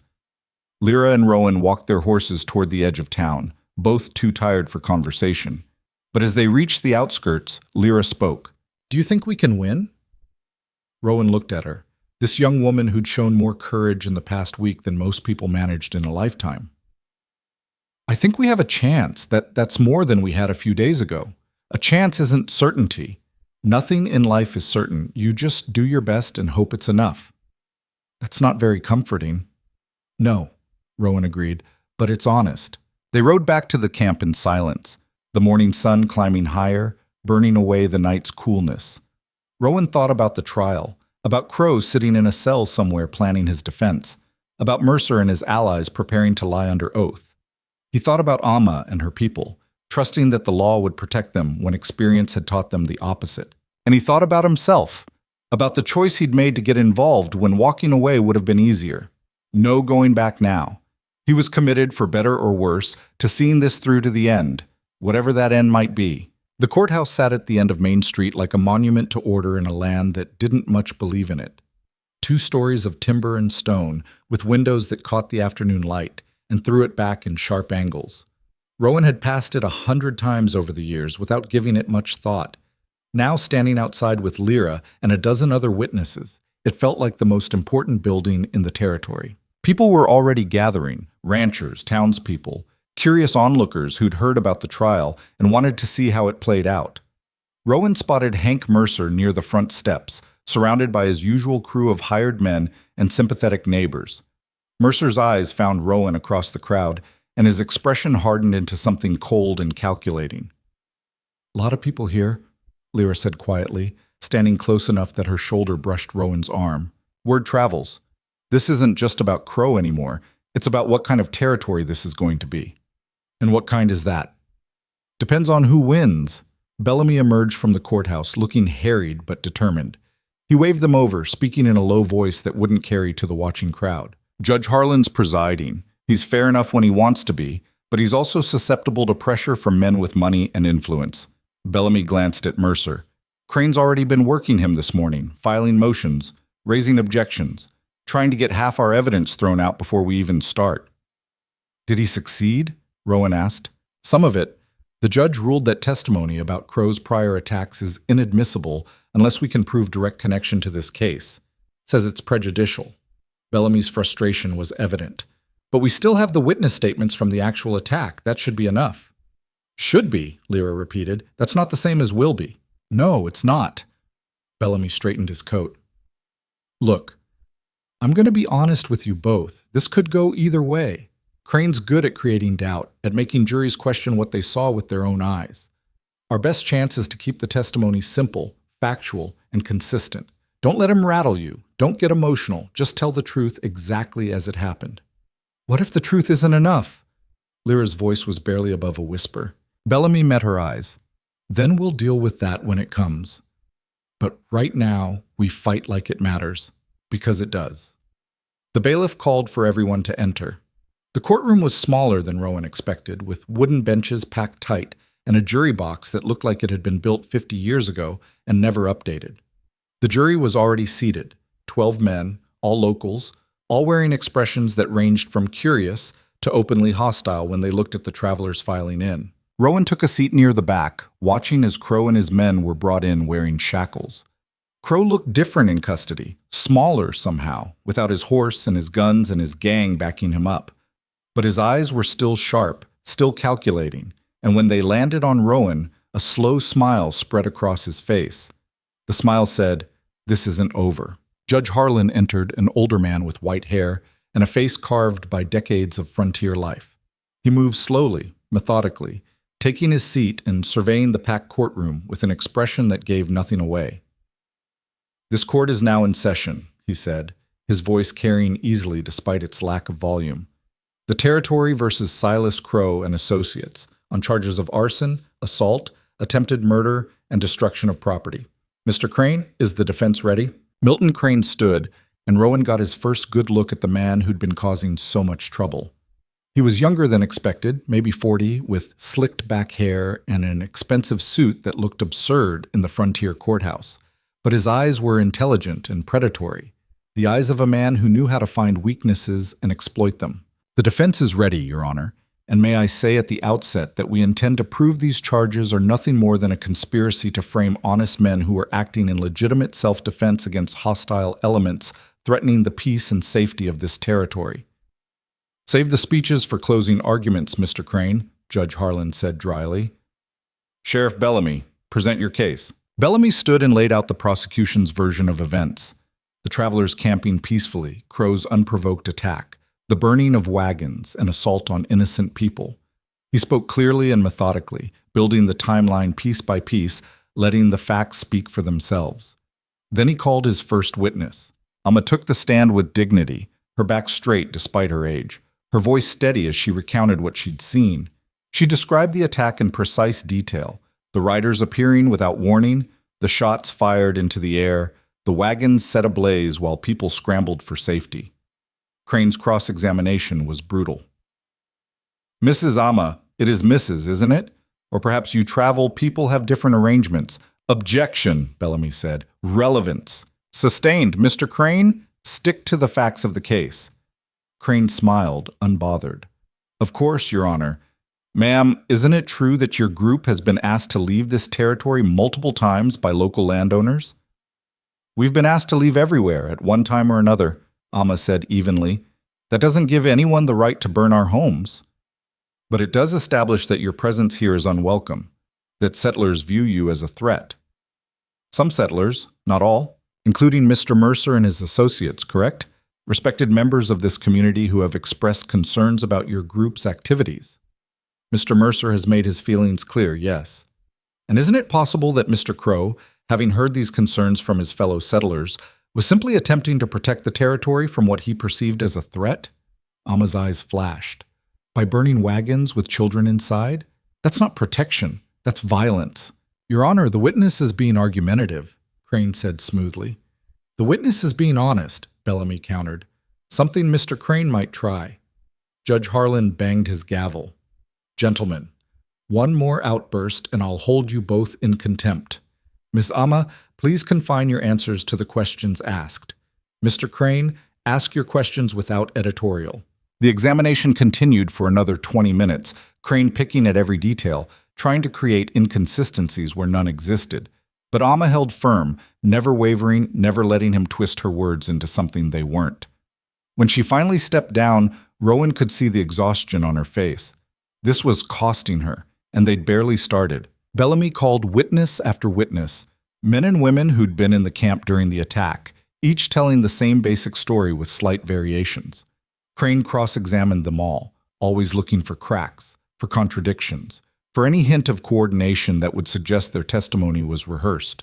He found nothing, because there was nothing to find. When Lyra took the stand, Rowan felt his chest tighten. She looked small up there, vulnerable in a way she hadn't seemed when she'd been holding a rifle. Bellamy led her through her testimony carefully, having her describe what she'd seen, what she'd heard, the moment she'd fired the shot that saved Rowan's life. "And why did you shoot Mr. Crow's associate?" Bellamy asked. "Because he was about to shoot Rowan Vance in the back. Mr. Vance had put himself between us and armed men. I wasn't going to let him die for that." "So you acted in defense of another person?" "I did." "Thank you. No further questions." Crane stood, and Rowan could see the calculation in his eyes. He'd been relatively gentle with the older witnesses, probably worried about appearing to bully them. But Lyra was young, female, and had actually killed one of Crow's men. She was a perfect target. "Miss Lyra," Crane began, his tone almost friendly, "you say you shot my client's associate to prevent him from shooting Mr. Vance. But isn't it true that you had no way of knowing what that man intended to do? He had his gun aimed at Rowan's back. Intent seemed pretty clear. Or perhaps he was aiming at someone else entirely. Perhaps he felt threatened by Mr. Vance's aggressive posture. Rowan wasn't being aggressive. He was trying to stop your clients from murdering us." "That's your interpretation, but you admit you shot first, correct? Before any shot was fired at Mr. Vance?" Lyra's jaw tightened. "Yes." "So by your own admission, you initiated lethal force based purely on assumption." "I initiated lethal force to save a life." "Or you saw an opportunity to remove a perceived threat and took it, regardless of actual danger." Crane moved closer to the witness box. "Tell me, Miss Lyra, how long have you known Mr. Vance?" "A few weeks." "And yet you were willing to kill for him. That suggests a rather deep attachment, doesn't it?" "Objection," Bellamy said, standing. "Relevance." "Your Honor, I'm establishing the witness's potential bias," Crane argued. "If she has a personal relationship with Mr. Vance, it affects the credibility of her testimony." Judge Harlan considered. "I'll allow it, but tread carefully, Mr. Crane." "Miss Lyra, are you and Mr. Vance romantically involved?" "No." "But you would like to be." "Objection!" Bellamy's voice was sharp. "This is completely inappropriate." Sustained. "Mr. Crane, one more question like that, and I'll hold you in contempt." But the damage was done. Crane had planted the seed of doubt, that Lyra's testimony was motivated by personal feelings rather than objective truth. Rowan could see it on some of the jurors' faces, the slight shift in expression that said they were questioning everything she'd said. When Lyra stepped down, her face was flushed with anger and humiliation. Rowan caught her eye, trying to convey support, but she looked away quickly, returning to her seat with her shoulders hunched. The prosecution's case continued through the afternoon. Bellamy called every witness he had, building a mountain of consistent testimony that should have been overwhelming. But Crane was good at his job, chipping away at that mountain one cross-examination at a time, creating tiny doubts that accumulated like drops of poison. By the time court adjourned for the day, Rowan felt exhausted and frustrated. They had the truth on their side, but truth wasn't winning, not yet. Outside, as people filed out, Mercer approached Rowan directly for the first time. His men flanked him, a show of force that wasn't quite threatening, but wasn't friendly either. "This is a waste of everyone's time," Mercer said without preamble. "Crow made a mistake, sure, got too aggressive. But prosecuting him like some kind of criminal mastermind? That's just going to drive good men away from this territory. Good men don't burn wagons with families inside, Rowan said. Good men protect their land from threats. Sometimes that gets messy. Mercer's voice dropped. You had a chance to stay out of this, Vance. You could have been neutral, minded your own business. Instead, you chose sides, and that choice has consequences. Is that another threat? It's a fact. You've made yourself an enemy to every rancher in this valley. Even if Crow goes to prison, you're still going to wake up every morning knowing your neighbors see you as a traitor. I can live with that. Can you? Can you really? Mercer stepped closer. Because I'm not talking about dirty looks at the general store. I'm talking about your cattle buyers suddenly having other commitments, your fences getting cut, your water rights being challenged in court. I'm talking about 1,000 small ways we can make your life impossible until you give up and leave. Rowan held his ground. You do what you need to do, but I'm not leaving and I'm not backing down. Mercer studied him for a long moment, then shook his head. You're a fool, Vance, a stubborn, self-righteous fool, and you're going to pay for it. He walked away, his men following, leaving Rowan standing alone on the courthouse steps. Lyra appeared beside him, her face still tight with anger from the cross-examination. You heard that? Rowan asked. Most of it. He's serious, you know, about making your life hell. I know. And you're still not going to back down. No. Lyra shook her head, but there was something like admiration in her eyes. You really are either very brave or very stupid. Your grandmother said the same thing. She's usually right. Lyra looked back at the courthouse. How do you think it's going in there, honestly? Rowan considered lying, offering false comfort, but she deserved better than that. I think we're in trouble. Crane's doing exactly what he set out to do, creating reasonable doubt. Even with all our testimony, all our evidence, he's making the jury question whether Crow really intended to cause harm or whether he was just defending territory against perceived threats. That's insane. We were camped peacefully. We weren't threatening anyone. I know. But all Crane needs is to convince 1 or 2 jurors that maybe, possibly, Crow had legitimate concerns. That's enough for acquittal. Lyra's hands clenched into fists. So what do? We show up tomorrow. We finish giving testimony. We trust that Bellamy's closing argument will tie everything together in a way the jury can't ignore. Rowan paused. And we prepare for the possibility that it won't be enough. I hate this. I hate feeling powerless. Then use that feeling. Channel it into your testimony tomorrow when Bellamy calls you back for redirect. Show the jury who you really are, someone fighting for survival, not some biased witness with an agenda. You think they'll listen? Some of them might. That's all we need. They walked back toward where their horses were tied, the sun setting behind them and painting the sky in shades of orange and red. The town was settling in for the evening, lamps being lit in windows, the smell of cooking fires drifting on the air. Everything looked peaceful, normal, like the trial happening inside that courthouse didn't matter to the daily rhythm of life. But it did matter. It mattered more than most of these people realized. The next morning, Crane began presenting the defense's case. He called Mercer to the stand first, and Rowan watched with growing anger as the man lied smoothly and confidently. Mr. Mercer, could you describe the concerns you and other ranchers had about the travelers camped on Mr. Vance's land? Crane asked. Of course. We'd heard reports of theft, property damage, livestock going missing. Nothing we could prove definitively, but enough incidents to create a pattern. Mercer's voice was measured, reasonable. We approached Mr. Vance several times, asking him to encourage these people to move along, for everyone's safety. And how did Mr. Vance respond? He refused, said they had a right to be there, that he wouldn't force them to leave. That put the rest of us in a difficult position. How so? Well, if one rancher allows outsiders to camp on his land without consequence, it sends a message that anyone can set up anywhere. It undermines property rights, creates precedent for squatting. We were trying to protect the integrity of land ownership in this territory. It was a masterful performance, Mercer painting himself and the other ranchers as reasonable men trying to maintain order, with Rowan as the troublemaker who'd disrupted the status quo. And the jury was listening, some of them nodding along, finding the narrative appealing. Bellamy's cross-examination tried to punch holes in the story. Mr. Mercer, you mentioned reports of theft and property damage. Can you provide specifics? Dates? Items stolen? Witnesses? Like I said, nothing definitive, just rumors. So no actual evidence, just suspicions. Sometimes suspicions are enough to warrant caution. And sometimes they're just excuses for prejudice, aren't they? Objection, Crane said. Argumentative. Sustained. Rephrase, Sheriff. Bellamy tried a different angle. Mr. Mercer, where were you on the day of the attack? On my ranch, nowhere near the incident. So you have no direct knowledge of what actually happened. I have knowledge of the context, the tensions that led to it. Tensions that you helped create by spreading unfounded accusations about the travelers. Objection. Counsel is testifying. Sustained. It went on like that, Bellamy fighting for every inch of ground, Crane objecting to anything that threatened his narrative.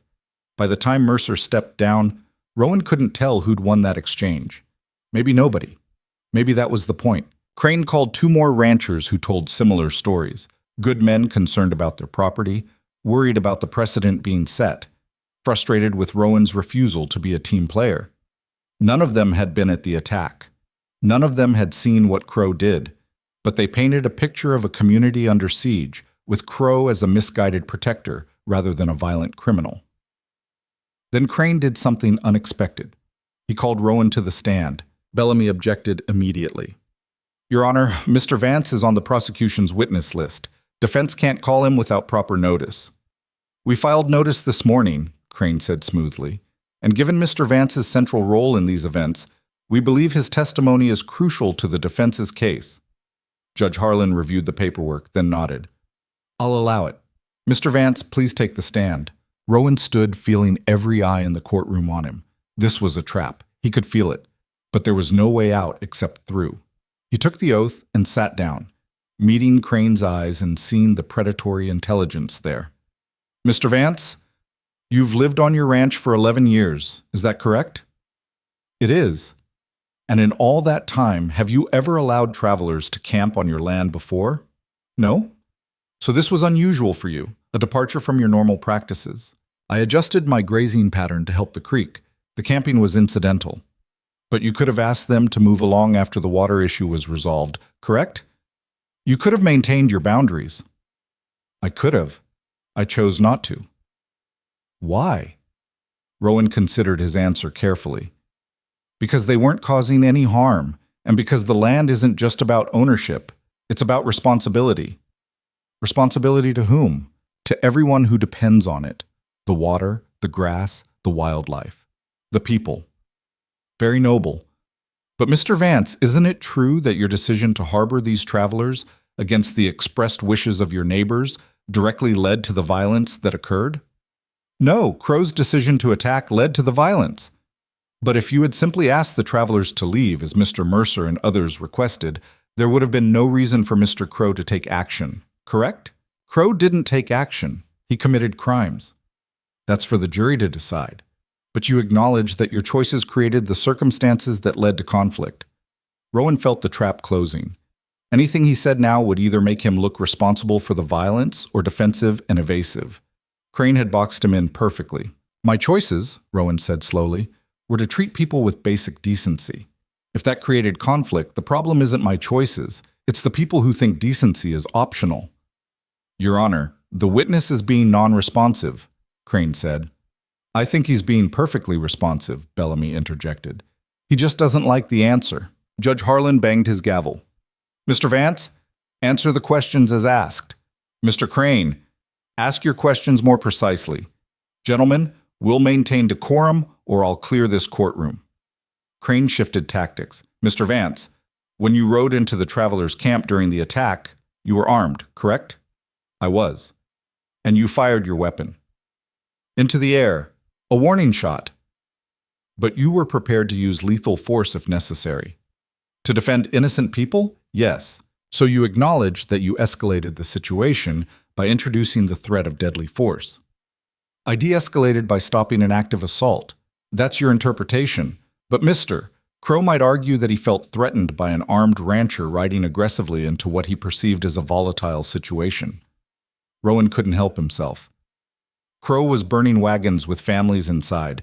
If he felt threatened, it was by the consequences of his own actions. Crane smiled like Rowan had just proved his point. So you admit there were consequences, that your presence, your intervention, raised the stakes of an already tense situation. My presence stopped people from dying, or it prevented my client from withdrawing peacefully, forcing him into a confrontation he never wanted. Your client never wanted to withdraw. He wanted to terrorize and destroy. Objection, Crane's voice rose. The witness is speculating about my client's state of mind. Sustained. Mr. Vance, stick to what you observed directly. I observed him laughing while wagons burned. I observed him threatening unarmed people. I observed violence, and I stopped it. That's all the state of mind I needed to understand. Judge Harlan leaned forward. Mr. Vance, one more outburst and you'll be held in contempt. Answer only what's asked. Rowan forced himself to take a breath, to calm the anger rising in his chest. Crane was baiting him, trying to make him look emotional and unreliable. He couldn't let it work. The questioning continued for another 30 minutes, Crane picking at every decision Rowan had made, trying to paint him as either reckless or biased or both. When he finally dismissed Rowan, it felt like a defeat, even though Rowan had told the truth throughout. Bellamy stood for redirect. Mr. Vance, simple question. When you arrived at the travelers' camp and saw what was happening, what did you think you were witnessing? An attack, people being hurt, property being destroyed, lives in danger. And what did you do? I tried to stop it. Why? Because it was the right thing to do. No further questions. It was a simple exchange, but it cut through some of Crane's misdirection. Rowan stepped down and returned to his seat, exhausted and uncertain. The trial continued through the afternoon, both sides presenting their remaining witnesses and evidence. Then, finally, closing arguments. Bellamy went first, summarizing the prosecution's case with quiet passion. He described the attack in vivid detail, reminded the jury of the witness testimony, the burned wagons, the injured people. He spoke about justice and accountability and the kind of territory they wanted to build. Gentlemen of the jury, Bellamy concluded, this is not a complicated case. Mr. Crow and his associates attacked innocent people without provocation. They burned property, assaulted civilians, and would have done worse if not stopped. The evidence is overwhelming. The testimony is consistent. The only question before you is whether you'll hold powerful men accountable for their actions or whether you'll let them hide behind expensive lawyers and false narratives. The choice is yours. Choose justice. Boom. Then it was Crane's turn. He stood slowly, letting the silence build, then began to speak in a voice that was reasonable, almost sympathetic. Ladies and gentlemen, Sheriff Bellamy wants you to believe this is a simple case, and in a way he's right, but not the way he thinks. This is simply a case of misunderstanding, of good intentions gone wrong, of men trying to protect their homes and being vilified for it. My clients aren't monsters. They're settlers, same as you and your families. They've worked hard to build lives in this territory. And when they saw what they believed was a threat to that life, they acted to defend it. Were they perfect in their actions? No. Did things get out of hand? Perhaps. But criminal intent? Malicious violence? No. These are men who made difficult decisions in difficult circumstances, and now they're being prosecuted to satisfy a political agenda. Don't let that happen. Look at the evidence objectively. Ask yourselves whether my clients really intended to cause harm, or whether they were simply caught in a situation that spiraled beyond anyone's control. The reasonable doubt is right there, clear as day. Use it, and let these men go home to their families. It was masterful. Crane had taken the same facts Bellamy presented and spun them into a completely different narrative, one where Crow was sympathetic rather than villainous. Rowan could see it working on some of the jurors, see their expressions shifting toward uncertainty. Judge Harlan gave the jury their instructions and sent them to deliberate. Everyone else filed out of the courtroom to wait. The waiting was worse than the trial itself. Rowan stood outside with Lyra and the other travelers, no one speaking much, everyone lost in their own thoughts and fears. An hour passed, then two. The sun began its descent toward evening, and still no verdict. "What's taking so long?" Lyra asked quietly. Could mean they're divided, arguing it out. Rowan didn't know if that was good or bad. A quick verdict might mean conviction, but it could also mean acquittal. The longer they deliberated, the less certain the outcome. Finally, after nearly 3 hours, the bailiff emerged and called everyone back inside. The jury had reached a verdict. The courtroom filled quickly, tension thick enough to choke on. Rowan took his seat, hands gripping the bench in front of him, trying to prepare himself for either outcome. The jury filed in, their faces revealing nothing.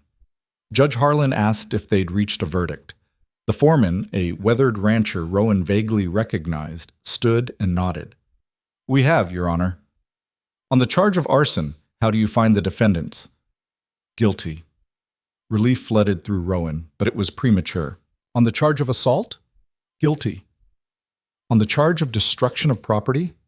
"Guilty." "On the charge of attempted murder?" A pause. The foreman's face tightened. "Not guilty." The courtroom erupted. Half the crowd was shouting approval, the other half objecting, and Judge Harlan was banging his gavel demanding order. Rowan sat frozen, trying to process what he'd just heard. Guilty on most charges, but not the most serious. It was a compromise verdict, the jury splitting the difference between full conviction and full acquittal. Crow would face consequences, but not the harshest ones available.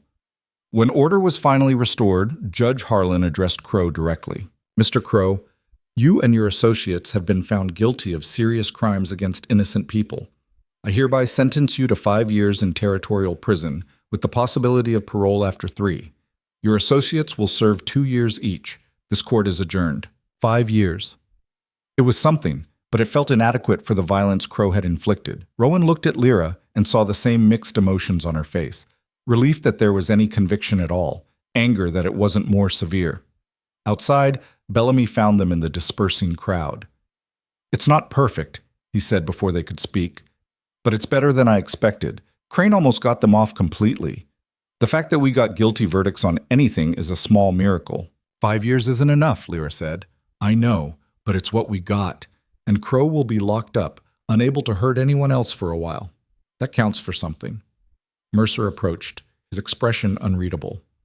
"Sheriff, Vance." He nodded to each of them. "Looks like you got your conviction. Hope you're satisfied." "Are you?" Rowan asked. Mercer's smile was thin. "I'm satisfied that the jury saw reason enough not to convict on attempted murder. Showed they recognized this wasn't the bloodthirsty massacre you tried to paint it as." He looked at Lyra. "Your people got their justice. Now maybe they can move along and let things return to normal." "Normal," Lyra repeated, her voice flat. "Is that what you call a place where men can burn our homes and get a slap on the wrist? 5 years in prison isn't a slap on the wrist. But it's also not the end of the world. Crow made mistakes. He'll pay for them. And the rest of us will remember that keeping order sometimes requires difficult decisions." Mercer turned back to Rowan. "That includes you, Vance. You made your stand. You got your verdict. But don't think this changes anything between us." "I never thought it would." Mercer walked away, and Rowan felt the full weight of what had just happened settle onto his shoulders. They'd won, sort of. Crow was going to prison. But the divisions remained, the hostility, the fundamental disagreement about who belonged in this territory and who didn't. Nothing was resolved. Not really. They'd just drawn the battle lines more clearly. The weeks following the trial felt like living in a held breath, waiting for something to break. Crow was locked up in the territorial prison, his men scattered to whatever holes men like that crawl into when their leader falls. But the tension in the valley didn't ease. If anything, it got worse. Rowan noticed it in small ways first. The general store owner, who used to greet him by name, now just nodded stiffly when he walked in.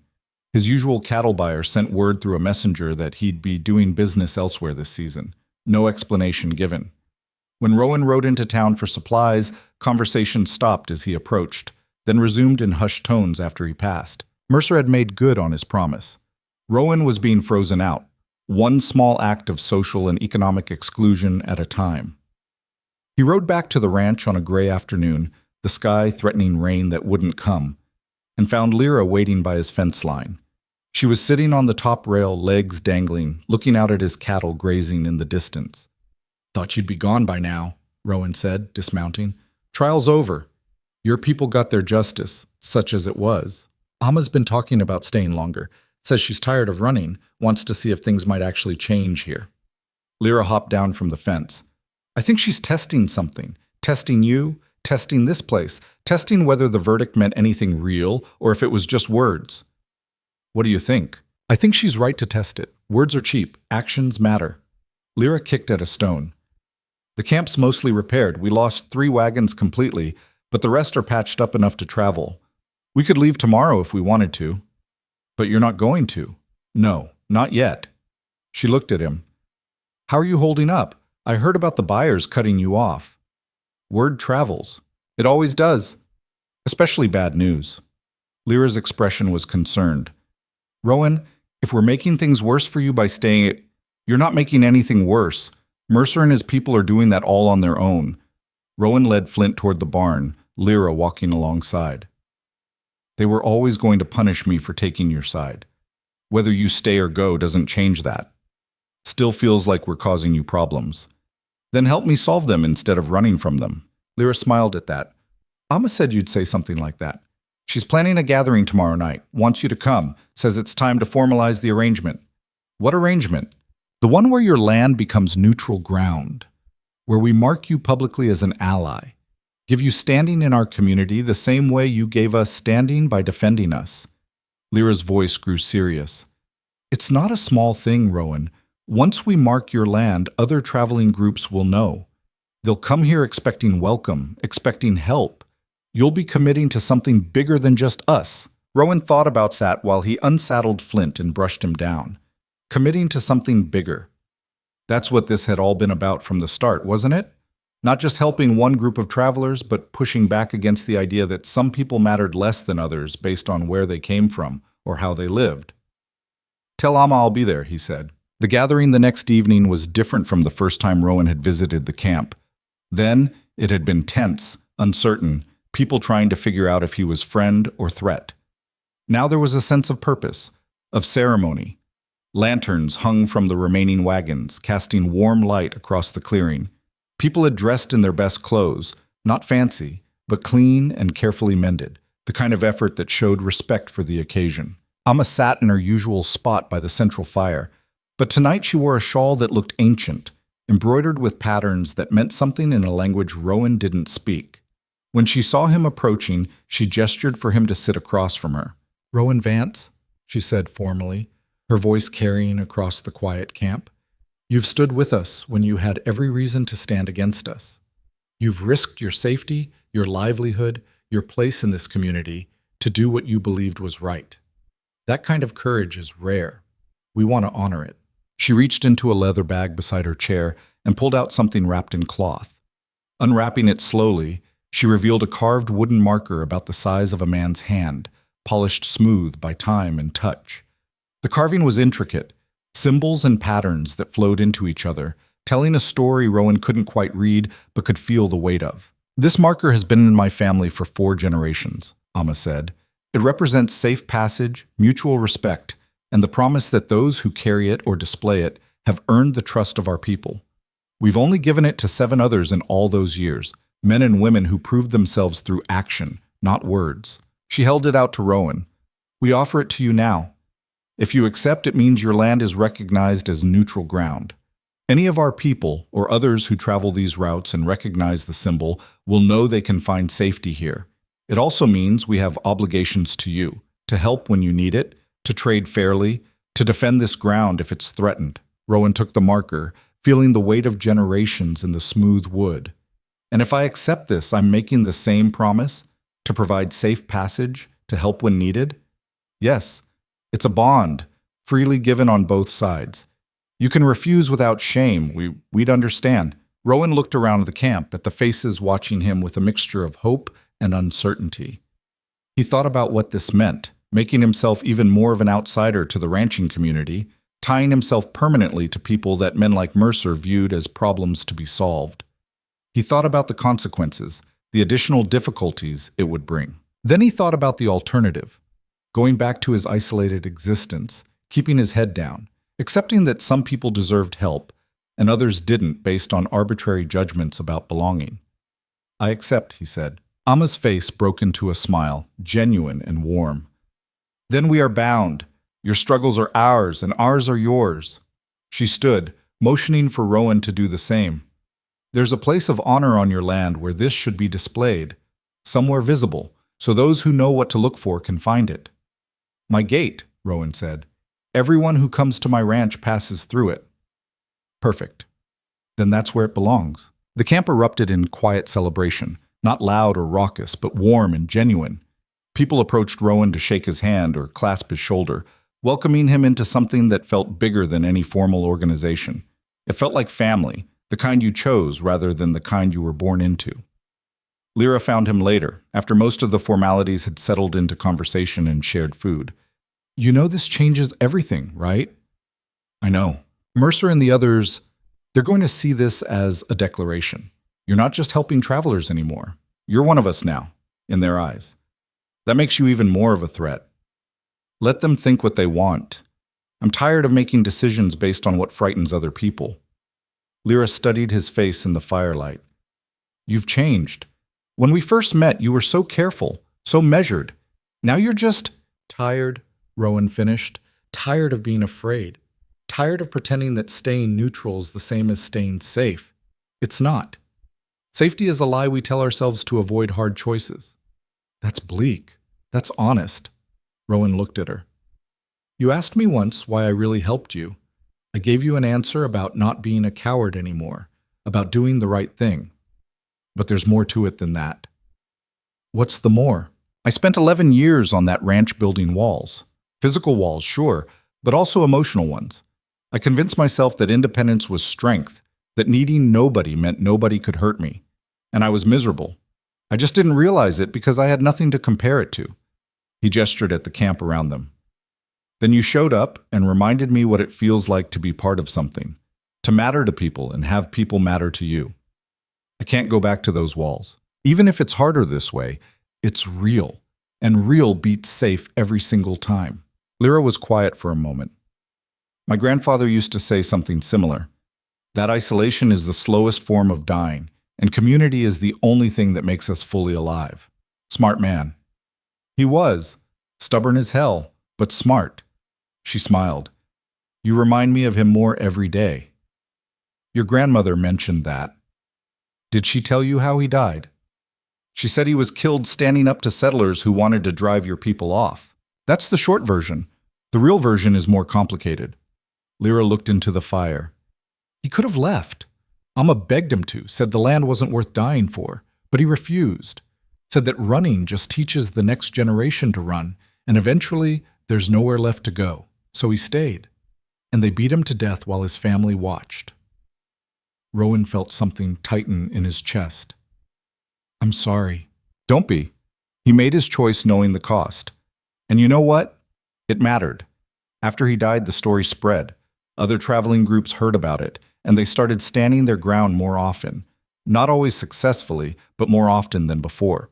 He planted a seed, and it grew into something larger than his death. Lyra met his eyes.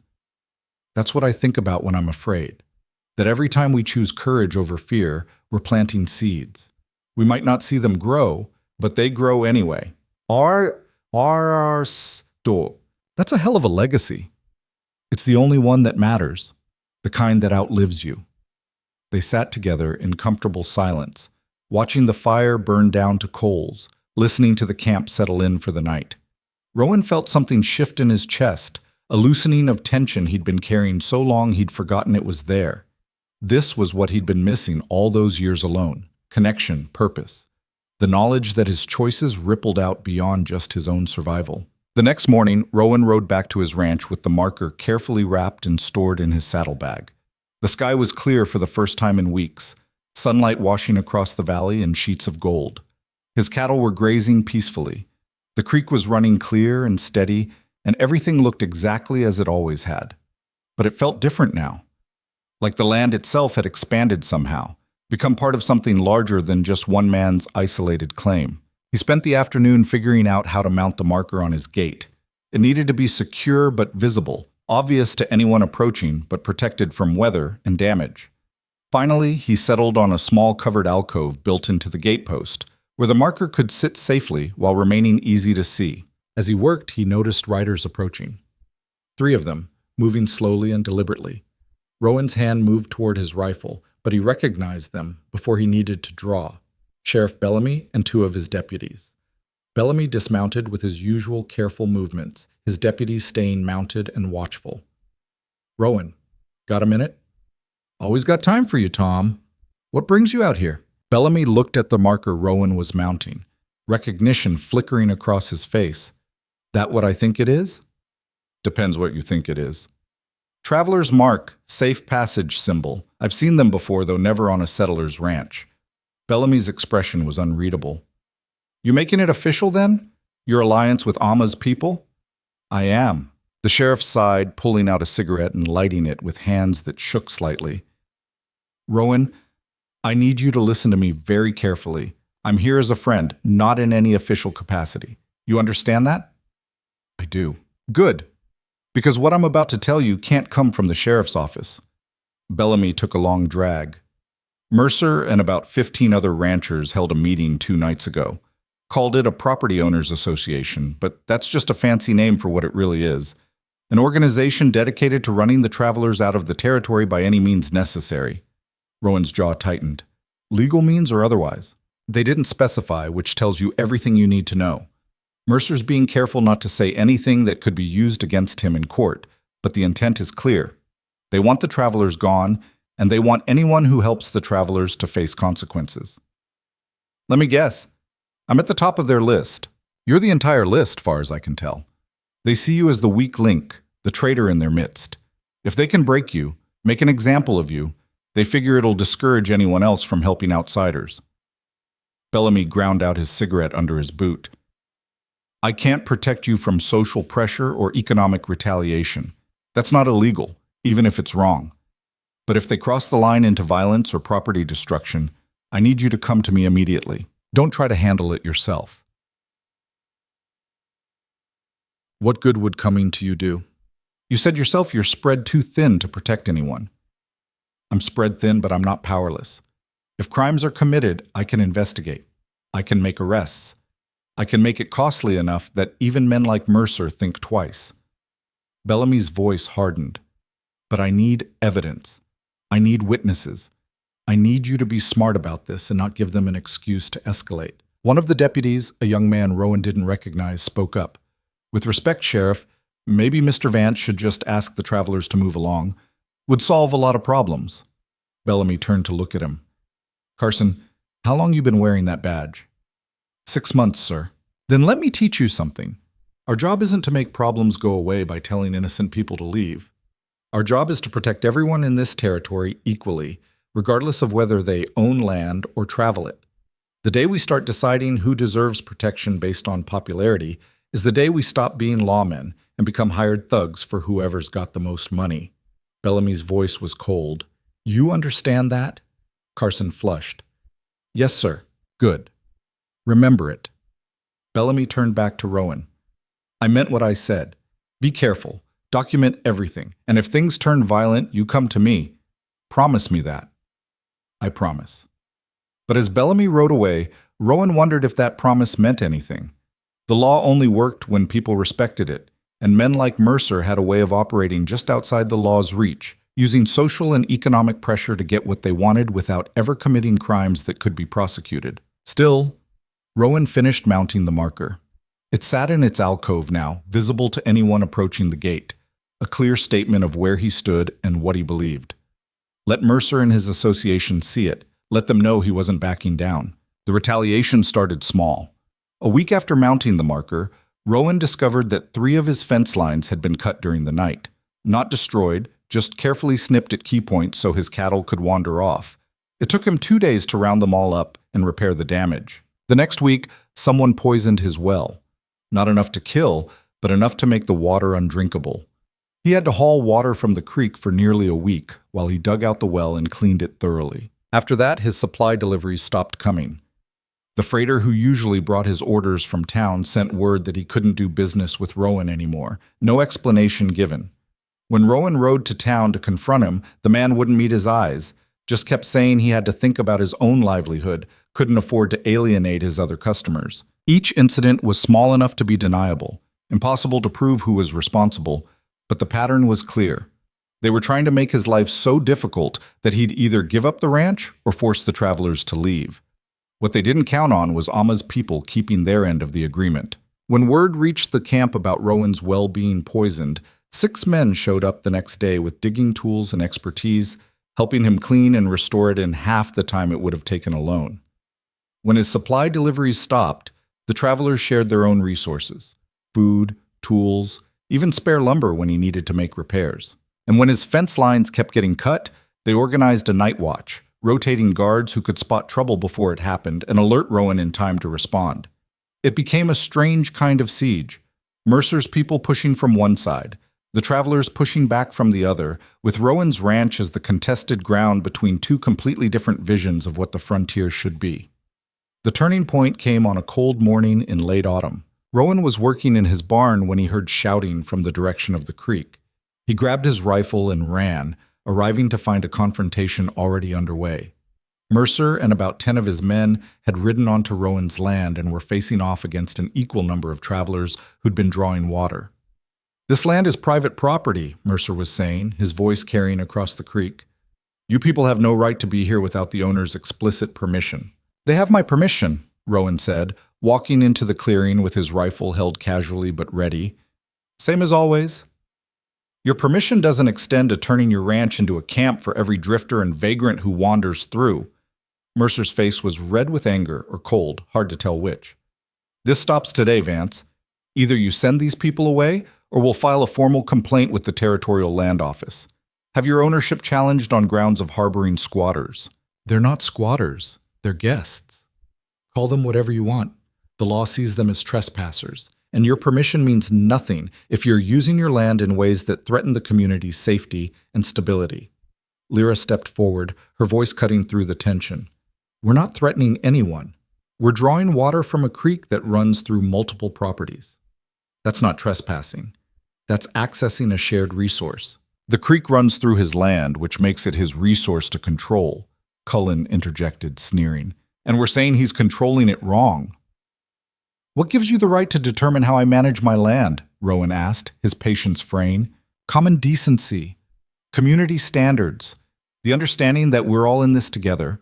And when one rancher starts making decisions that affect everyone else, the community has a say." Mercer's voice took on a tone of forced reasonableness. "We're not being unreasonable here, Vance. We're just asking you to be a good neighbor, to think about how your actions impact the rest of us. I have thought about it, and I've decided that being a good neighbor means treating people with basic human decency, regardless of whether they own land or not." "That's a nice sentiment. Doesn't change reality." Mercer looked past Rowan to the travelers. "You people need to understand something. This territory was built by settlers who fought and bled for every acre. We didn't just show up and claim it, we earned it. And we're not going to let it be overrun by outsiders who contribute nothing, take whatever they want, and move on when things get hard." Amma's voice cut through the argument, sharp and clear despite her age. "We contribute plenty, Mr. Mercer. We trade goods, we share knowledge, we help maintain the land we pass through. What we don't do is claim ownership of things that belong to everyone: water, grass, the routes our ancestors have traveled for generations.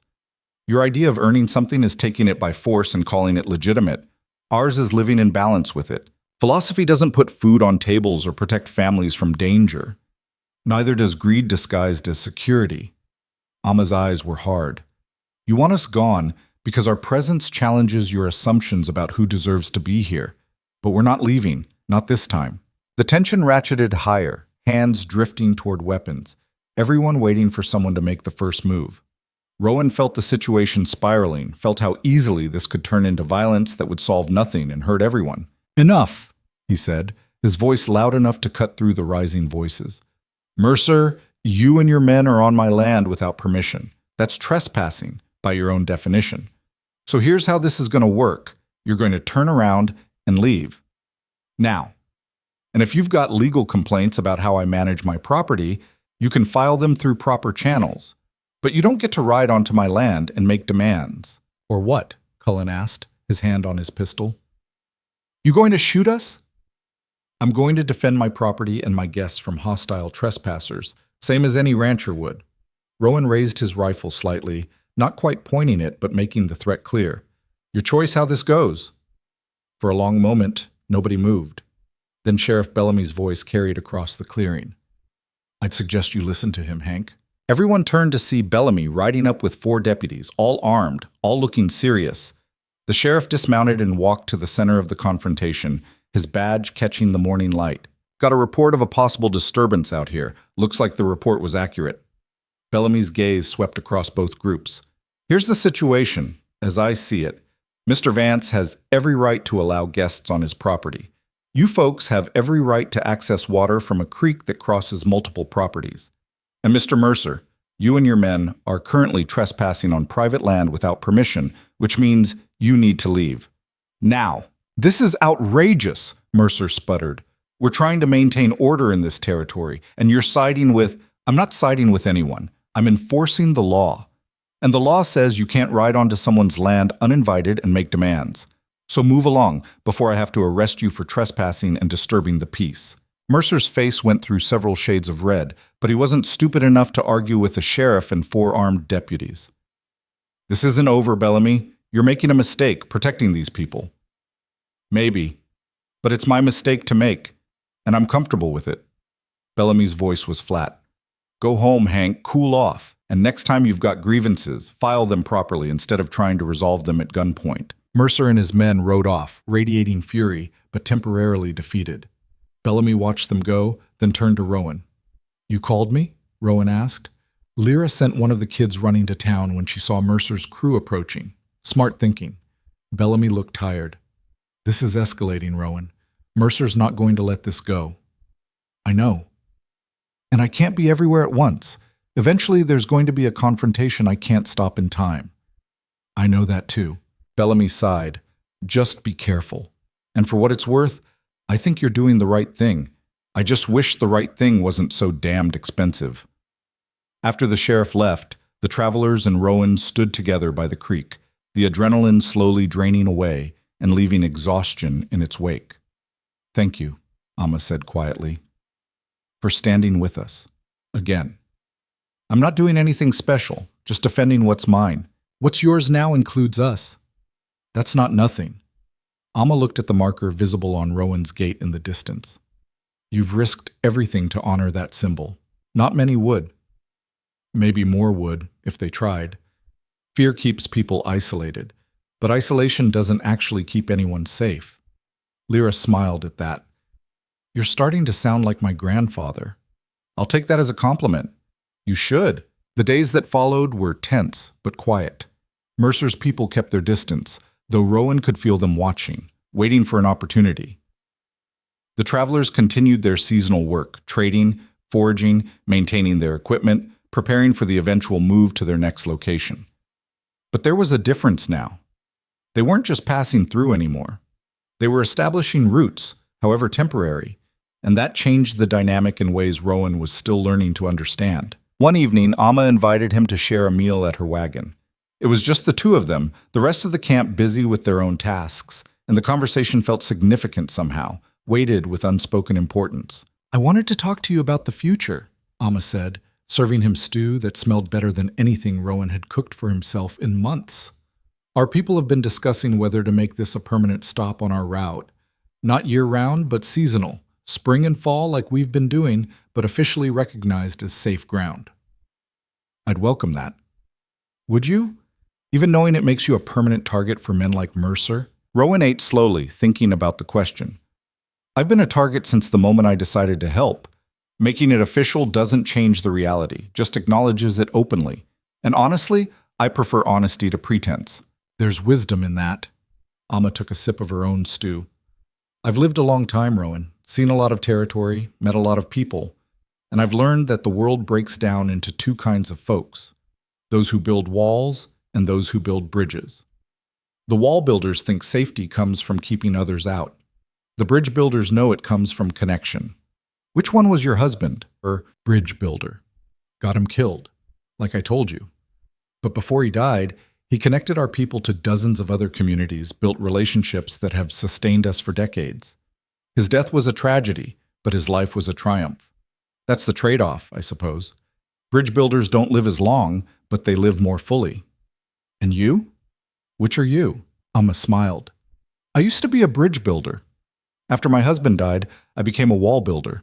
Spent years trying to protect my people by keeping us separate, by teaching them not to trust, not to connect. It worked, in a way. We survived. But we didn't thrive. We just existed, moving from place to place, never belonging anywhere. What changed? Lyra changed, and you changed. She started asking questions I couldn't answer, why we always ran, why we never fought, why survival was enough when we could have more. And then you proved that not everyone sees us as a problem to be solved. Some people see us as people, worth protecting, worth knowing. Amma's eyes were wet. You reminded me what my husband always knew, that walls keep you safe from danger, but they also keep you safe from life. And life is the whole point. Rowan didn't know what to say to that, so he just nodded and kept eating. But something in his chest felt warm, a feeling he recognized as belonging. Not the desperate, clinging belonging of fear, but the easy comfort of being seen and accepted for exactly who he was. There's something else, Amma said. Next spring, when we return, we want to bring other groups with us. Introduce them to this place, to you, to the idea that maybe the frontier doesn't have to be so hostile. Would you be willing to host more travelers? To help build a network, a series of safe stops across the territory where our people and others like us can find welcome instead of threats.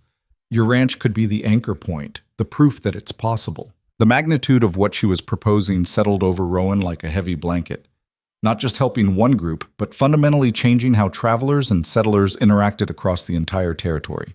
It was ambitious, maybe impossible, and would absolutely paint an even bigger target on his back. Yes, he said. I'm willing. Amma's smile was radiant. Then we have work to do. The autumn deepened into early winter, bringing cold winds and the first dustings of snow on the higher peaks. The travelers began preparations for their seasonal move south, where the weather was gentler and resources more plentiful. It was bittersweet watching them pack up, knowing the camp would be empty soon and Rowan would be alone again, but not alone like before. This time he knew they'd be back. This time, isolation was temporary, not permanent. 2 days before they planned to leave, Lyra came to the ranch house and knocked on the door. Rowan invited her in, surprised. She usually just called out from the yard rather than entering his private space. Coffee? He offered. Please. He poured 2 cups and they sat at his small table, the silence comfortable but charged with something unspoken. I wanted to talk to you before we leave, Lyra said finally, about what happens next. You'll travel south, spend the winter in warmer territory, come back in the spring, same as you always do. That's the practical answer. I'm asking about the personal one. Lyra met his eyes. What are we, Rowan? What is this? Rowan took a sip of coffee to buy time. He'd been asking himself the same question for weeks but hadn't found a good answer.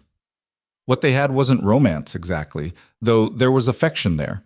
It wasn't just friendship, though it was that too. It was something harder to define, partnership maybe, or mutual respect that had deepened into something more significant. I don't know what to call it, he admitted, but I know it matters to me. You matter to me. You matter to me too. That's the problem. How is that a problem? Because I'm leaving. Because my life is traveling and yours is staying. Because every time we say goodbye, there's a chance something goes wrong and we never see each other again. Lyra's voice was strained. My grandfather died defending ground he believed in. My father died from pneumonia one hard winter when we couldn't get to a doctor in time. My mother died giving birth to my sister, who died 3 days later. This life, it takes people, and I can't let myself care too much about someone I might lose. You might lose me even if you don't care. Caring or not caring doesn't change the risk. But it changes how much it hurts. Rowan reached across the table and took her hand. I spent 11 years trying not to care about anything or anyone. It didn't make me safer. It just made me lonely. And when you showed up, that loneliness became obvious in a way I couldn't ignore anymore. He squeezed her hand gently. I don't know what we are either, but I know I'd rather have you in my life for whatever time we get than protect myself from loss by never letting you matter. Lyra's eyes were wet. That's either very wise or very stupid. Probably both. She laughed, a wet sound halfway to a sob. My grandfather would have liked you. So your grandmother keeps saying. They sat there holding hands across the table, and Rowan felt something settle into place. This wasn't a conventional relationship, wouldn't fit into any normal category, but it was real, and it was theirs, and that was enough. The day the travelers left, the whole camp turned out to say goodbye to Rowan. It felt strange, having dozens of people shaking his hand or embracing him, thanking him for his hospitality and protection. He wasn't used to mattering to this many people, to being part of a community that extended beyond the boundaries of his property. Amma was the last to say goodbye. She gripped his hand with surprising strength, her weathered face serious. "You've given us something precious," she said. "Hope. The belief that maybe things can change, that maybe we don't have to keep running forever. Guard that hope carefully, Rowan. It's fragile." "I will. And guard yourself. Mercer and his people won't stop just because we're gone. If anything, they'll see our absence as an opportunity to break you while you're alone." "I'll be careful. See that you are? We need you alive and stubborn when we return." She smiled. "Spring will come faster than you think, and when it does, we'll be here." Lyra was the very last. They stood by his gate, the marker visible in its alcove, and she looked like she wanted to say 1,000 things, but couldn't find words for any of them. "Don't die while I'm gone," she said finally. "I'll do my best. I mean it, Rowan. Don't take unnecessary risks. Don't provoke Mercer more than you have to. Just survive until spring. Same to you. Winter travel is dangerous. I've been doing it my whole life. Doesn't make it safe." She smiled at that, sad and fond. Then, impulsively, she stood on her toes and kissed his cheek. "For luck?" she said. "For luck," he agreed. Then she was walking away, joining her people as they headed south, and Rowan stood at his gate watching them disappear into the distance until they were just dark shapes against the pale winter sky, and then nothing at all. The silence that followed their departure was profound. Rowan stood there for a long time, feeling the emptiness of the land around him, the absence of voices and activity and life. It would have been easy to fall back into old patterns, to retreat into isolation and tell himself it was simpler this way, but he didn't. Instead, he went back to work, maintaining the ranch, preparing for winter, and keeping the marker visible on his gate for anyone who might pass by and need to know they were welcome. Winter was hard. Not because of weather, it was a mild season, all things considered, but because of the isolation. Mercer and his people kept up their campaign of small harassments and social exclusion. Rowan's credit was officially cut off at the general store. His requests for supplies through other channels were ignored. When he tried to sell cattle, the usual buyers refused to even meet with him. He survived on stored goods and what he could hunt or trade for from the few people who didn't care about Mercer's disapproval. It was lean, uncomfortable, and lonely. Some nights, sitting in his cabin with the wind howling outside, Rowan wondered if he'd made a terrible mistake, if standing on principle was worth this level of hardship. Then he'd look at the marker on his gate, remember Amma's face when he'd accepted it, think about Lyra's belief that every act of courage planted seeds for something larger, and he'd find his resolve again. The turning point came in late winter, when a young couple showed up at his gate, travelers he'd never met before. Barely more than kids, with a wagon and a sick child. They'd seen the marker and hoped Rowan could help. He brought them inside, gave them shelter, shared his meager supplies, and rode to town to fetch the doctor despite knowing he'd probably be refused. The doctor came anyway, surprisingly, treated the child, and refused payment. "Heard what you've been doing," the doctor said as he packed up his bag. "Helping folks who need it, standing up to bullies. That took guts. I don't agree with everything you've done, but I respect the principle, so consider this my contribution to the cause." After the doctor left, Rowan sat with the young couple, their names were Sarah and Tom, and listened to their story.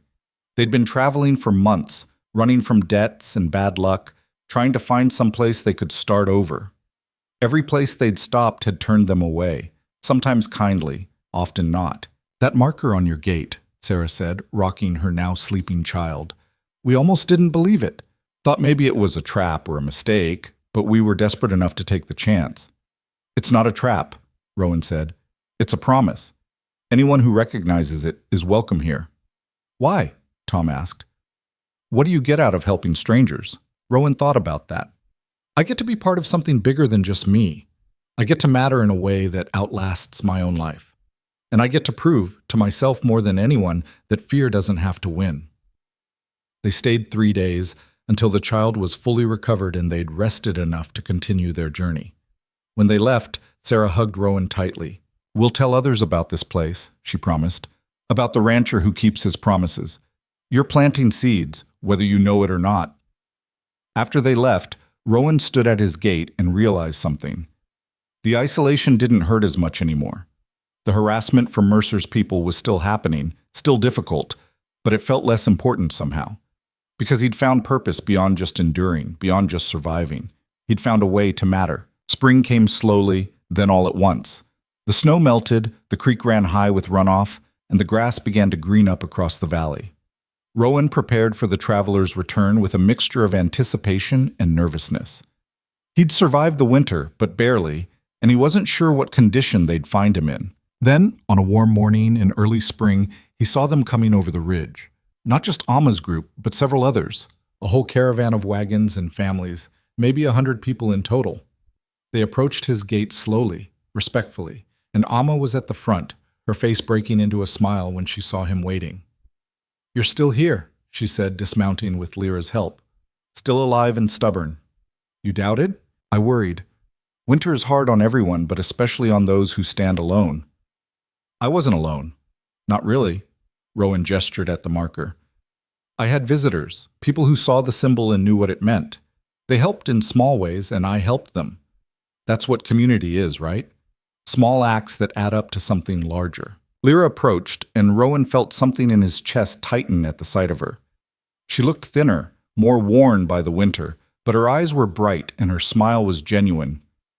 "You kept your promise," she said. "You survived." "So did you." "We both got lucky." They stood there grinning at each other like fools, and Rowan didn't care who saw or what they thought.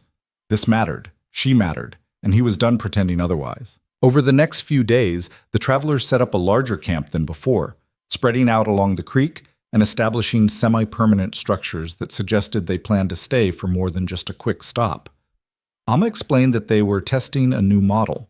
Instead of constantly moving, they'd establish seasonal camps at safe locations and build deeper connections with the surrounding communities. "It's risky," she admitted. "Makes us more visible, more vulnerable to people who want us gone. But we can't keep running forever. Eventually we have to stake a claim to our right to exist." "What about Mercer?" Rowan asked. "He's not going to just accept this." "Let him try to stop us. We're not breaking any laws. We're camping on land where we have explicit permission, accessing public water sources, and conducting legitimate trade. If he has a problem with that, he can take it up with the law." But Mercer didn't go to the law. He went directly to Rowan.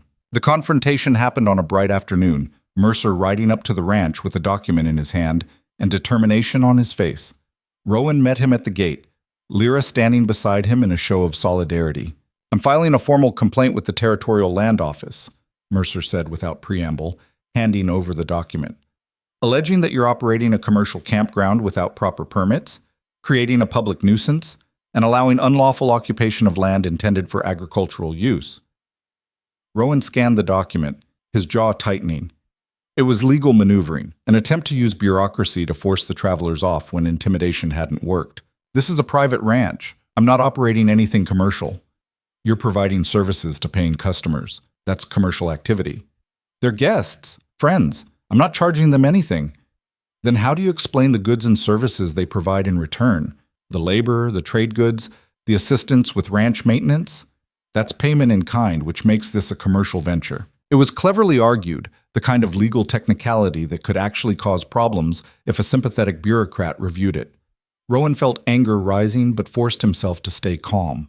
"You can file whatever you want. Doesn't change the fact that what I'm doing is legal. We'll see what the land office says about that." Mercer's smile was cold. "And while we're waiting for their ruling, I've organized a petition among the ranchers. We're formally requesting that the territorial governor declare this area off-limits to non-residents without explicit commercial permits. Would effectively ban traveling groups from camping anywhere in the valley." "You can't do that." "Actually, I can. It's been done in other territories. Creates a legal framework for maintaining order and protecting property rights." Mercer's voice was smug. "You made your stand, Vance. Now we're making ours. And we've got the law, the money, and the political connections to win." After Mercer left, Rowan and Lyra stood in stunned silence, trying to process what had just happened. "Can he really ban us from the entire valley?" Lyra asked, her voice small. If he gets the right people on his side, maybe. Territorial politics are complicated, and men like Mercer know how to work the system. Rowan crumpled the document in his fist. But it takes time. Petitions, hearings, bureaucratic processes. We've got weeks, maybe months before any of this becomes official. And then what? Then we fight it. Legally, publicly, whatever it takes. Rowan looked at her. I'm not giving up. Neither should you. But Lyra's expression was troubled. Rowan, maybe we're pushing too hard. Maybe we should pull back, regroup, try a different approach. If we lose everything because we were too stubborn, then we lose everything having tried. That's better than giving up and always wondering what might have been. Rowan's voice was firm. Your grandfather stood his ground and died for it. He didn't win in the immediate sense, but he planted seeds. Those seeds grew into you, into your grandmother's determination, into every traveling group that refuses to be erased. That matters more than any single victory or defeat. Lyra was quiet for a long moment. Then she said, You really believe that? That losing with honor is better than surviving with compromise?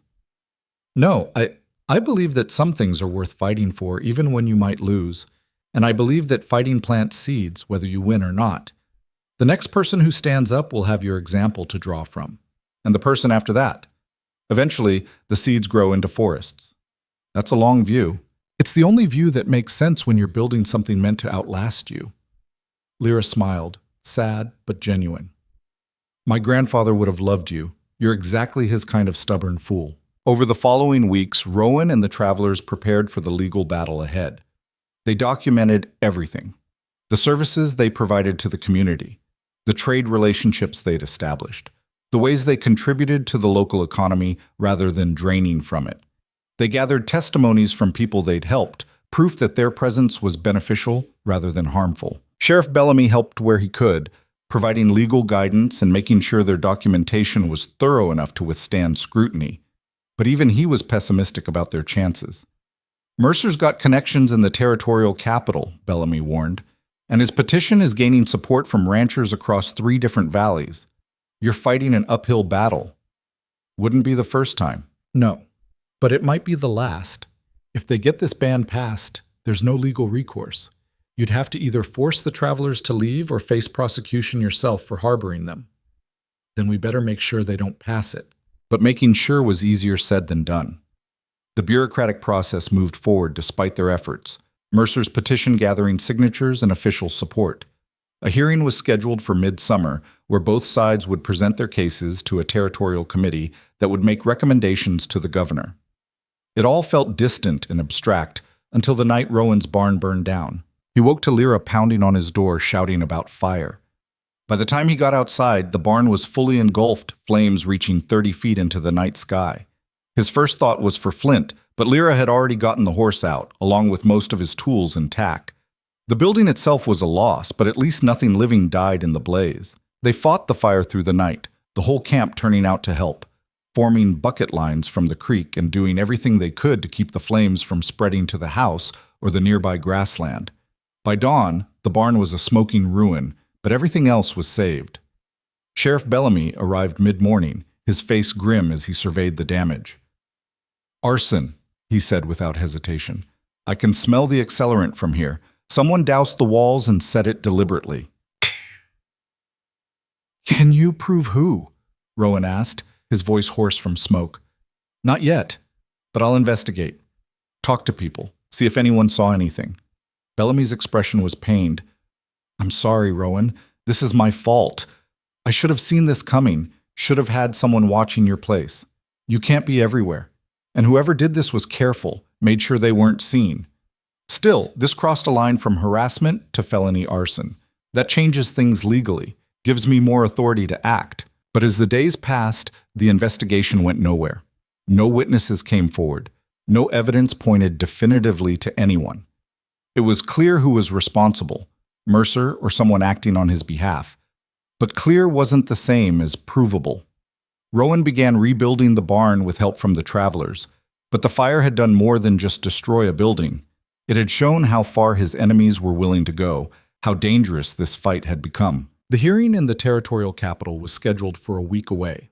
Rowan, Amma, and Lyra planned to attend, along with a dozen others who could provide testimony. It would be their last chance to stop the ban before it became official. The night before they were set to leave, Amma called Rowan to her wagon. "I want you to understand something before we go tomorrow," she said, her voice heavy. "This hearing, we might lose. Probably will lose if I'm being honest. Mercer has money, influence, and a narrative that appeals to people's fears. We have truth and principle, which matters less in politics than it should. So you think we should give up? No. I think we should go into this with clear eyes about what we're facing. And I want you to know that regardless of what happens, you've already won the thing that matters." "What's that?" "You've proven that another way is possible, that isolation isn't the only option, that fear doesn't have to dictate how we treat each other." Amma's eyes were bright with emotion. "Win or lose tomorrow, you've planted seeds, and those seeds will grow in ways you can't predict or control. That's the real victory. Doesn't feel like victory when I'm watching my barn burn. I know. But trust me, 50 years from now, people won't remember the barn. They'll remember the man who stood up when it would have been easier to sit down. They'll remember the example you set, and some of them will follow it." The hearing was held in a government building in the territorial capital, a structure that tried to project authority and permanence in a land that was still mostly wild and uncertain. Rowan sat in a gallery filled with ranchers and settlers, all of them there to support Mercer's petition, and felt the weight of opposition pressing down like a physical force. Mercer presented his case first, laying out the concerns about traveling groups creating instability, avoiding taxes and regulations, putting established settlers at risk. He had charts showing alleged increases in property crime in areas with large traveling populations. He had testimonies from ranchers who claimed they'd been threatened or intimidated. He painted a picture of chaos and danger that needed to be controlled through strong territorial policy. It was effective. Rowan could see the committee members nodding along, making notes, finding the arguments persuasive. Then it was Amma's turn.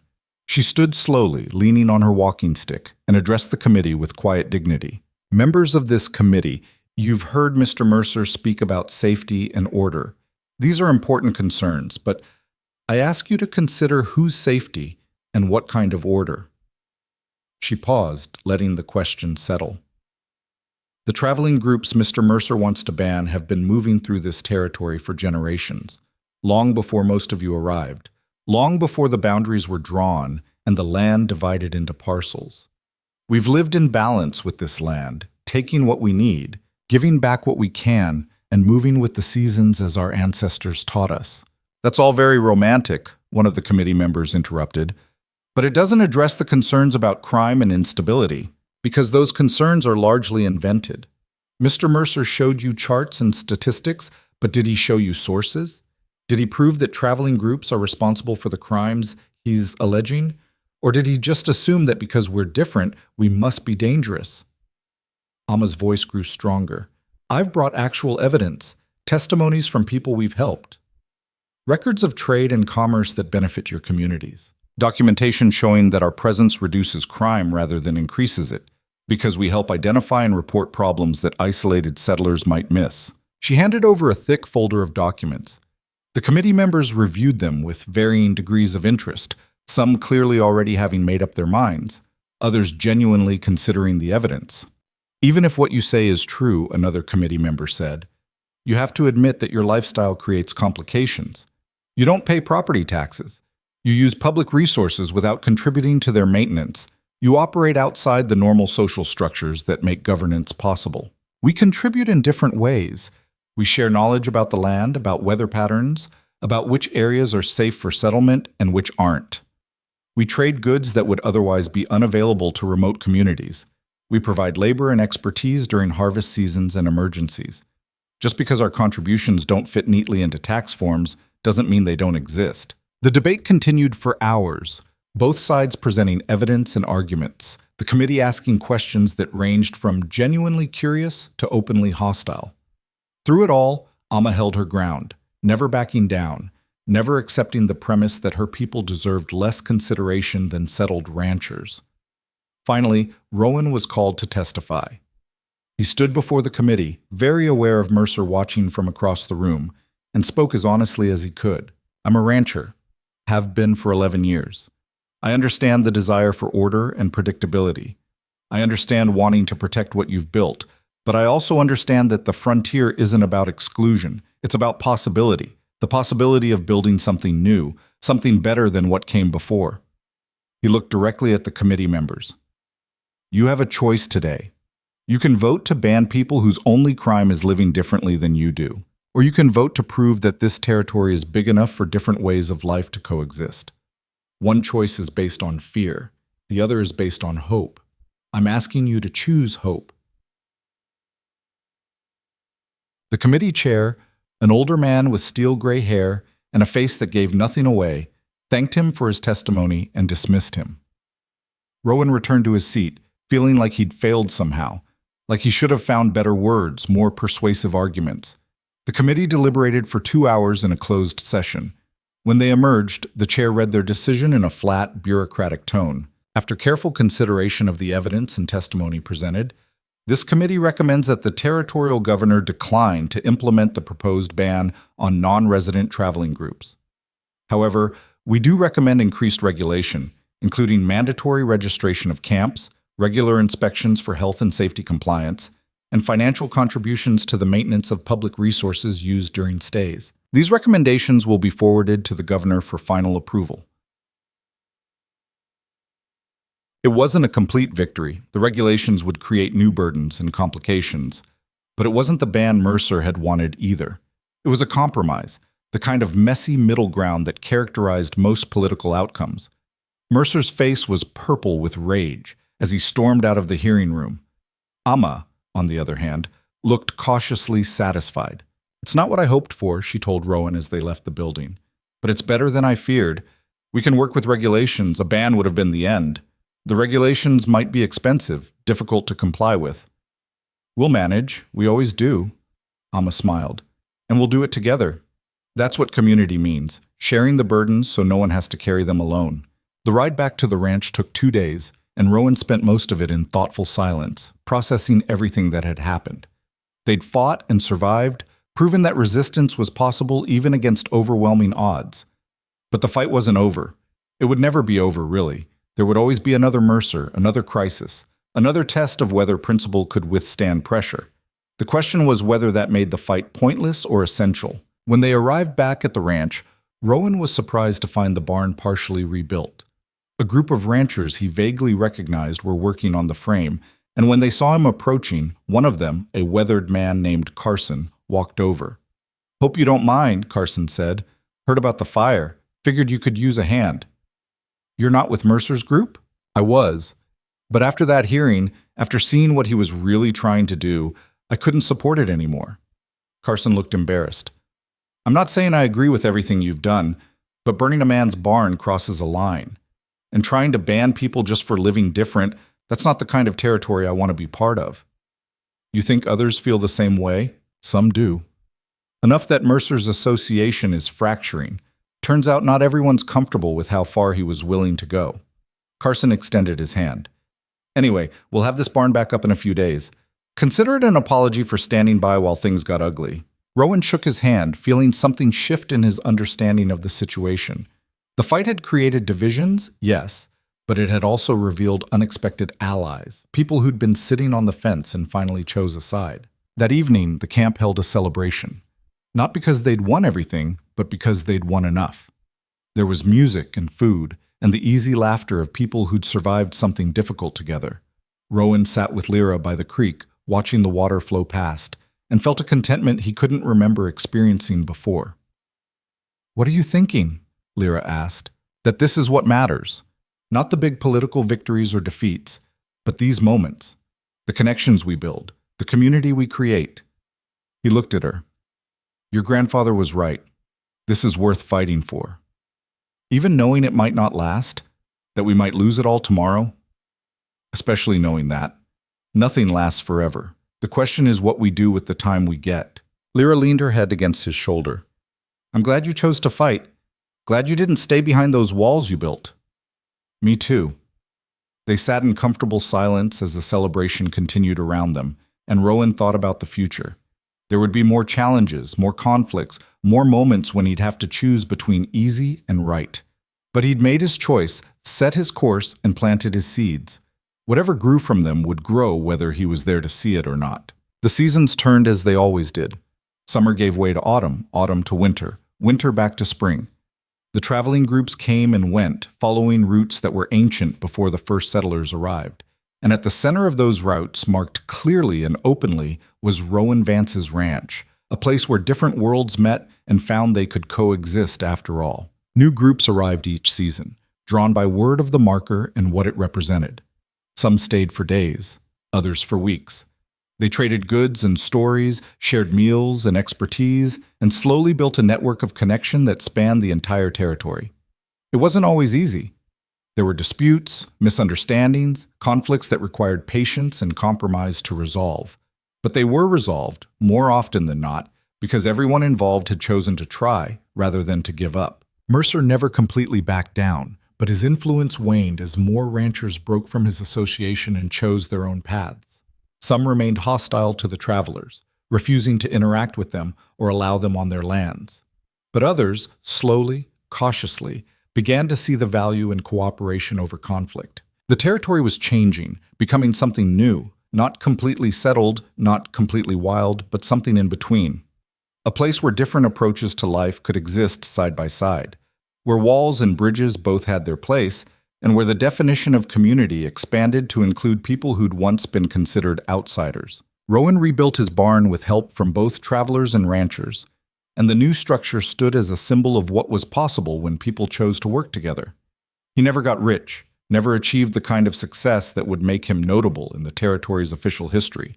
But he built something more enduring than wealth. He built relationships, community, and a legacy of principle that would outlast any barn or fence line. Years later, long after the immediate crisis had faded into memory, Rowan would sometimes stand at his gate and look at the marker Amma had given him.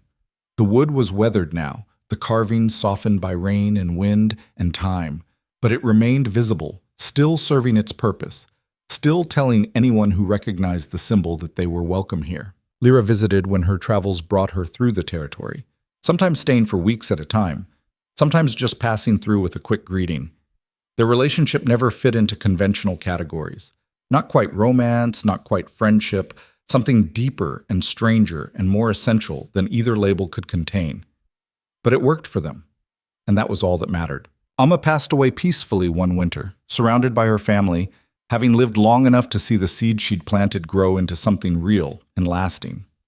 Her great-grandchildren now traveled the same route she had, but with less fear, more confidence that they belonged in the world they moved through. And sometimes, on quiet evenings when the work was done and the land was settling into darkness, Rowan would sit on his porch and think about the journey that had brought him here.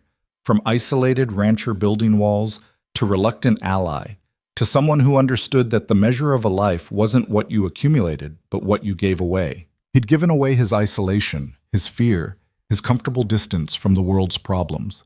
In return, he'd gained purpose, connection, and the knowledge that his choices had mattered, that the example he'd set had inspired others, that the seeds he'd planted were still growing, spreading in ways he'd never fully know or understand. It was enough, more than enough. It was everything that mattered. The frontier had always been about possibility, the possibility of building something new, of becoming someone different, of creating a life that defied the limitations of the old world. Rowan had spent years thinking that possibility meant isolation, independence, self-sufficiency. But he'd learned slowly and painfully that real possibility came from connection, from choosing to be part of something larger than yourself, from building bridges instead of walls. And in the end, that choice, that simple, terrifying choice to open his gate instead of closing it, had changed everything. Not just for him, but for everyone who came after, everyone who saw what was possible and decided to try for themselves. The marker on his gate would outlast him. The relationships he'd built would echo forward through generations. The example he'd set would inspire people he'd never meet. And that legacy, invisible and unquantifiable as it was, represented the only kind of immortality worth pursuing. Not the immortality of wealth or fame or power, but the immortality of having mattered, of having stood for something when it would have been easier to sit down, of having chosen hope over fear, connection over isolation, courage over comfort. As the stars emerged above the valley and the night sounds of the frontier filled the air, Rowan Vance, rancher, ally, bridge builder, fool, and friend, sat on his porch and felt at peace. Not because his struggles were over, they never would be, but because he'd found something worth struggling for. And in a hard land that offered few guarantees and fewer comforts, that was the closest thing to victory a person could hope to find.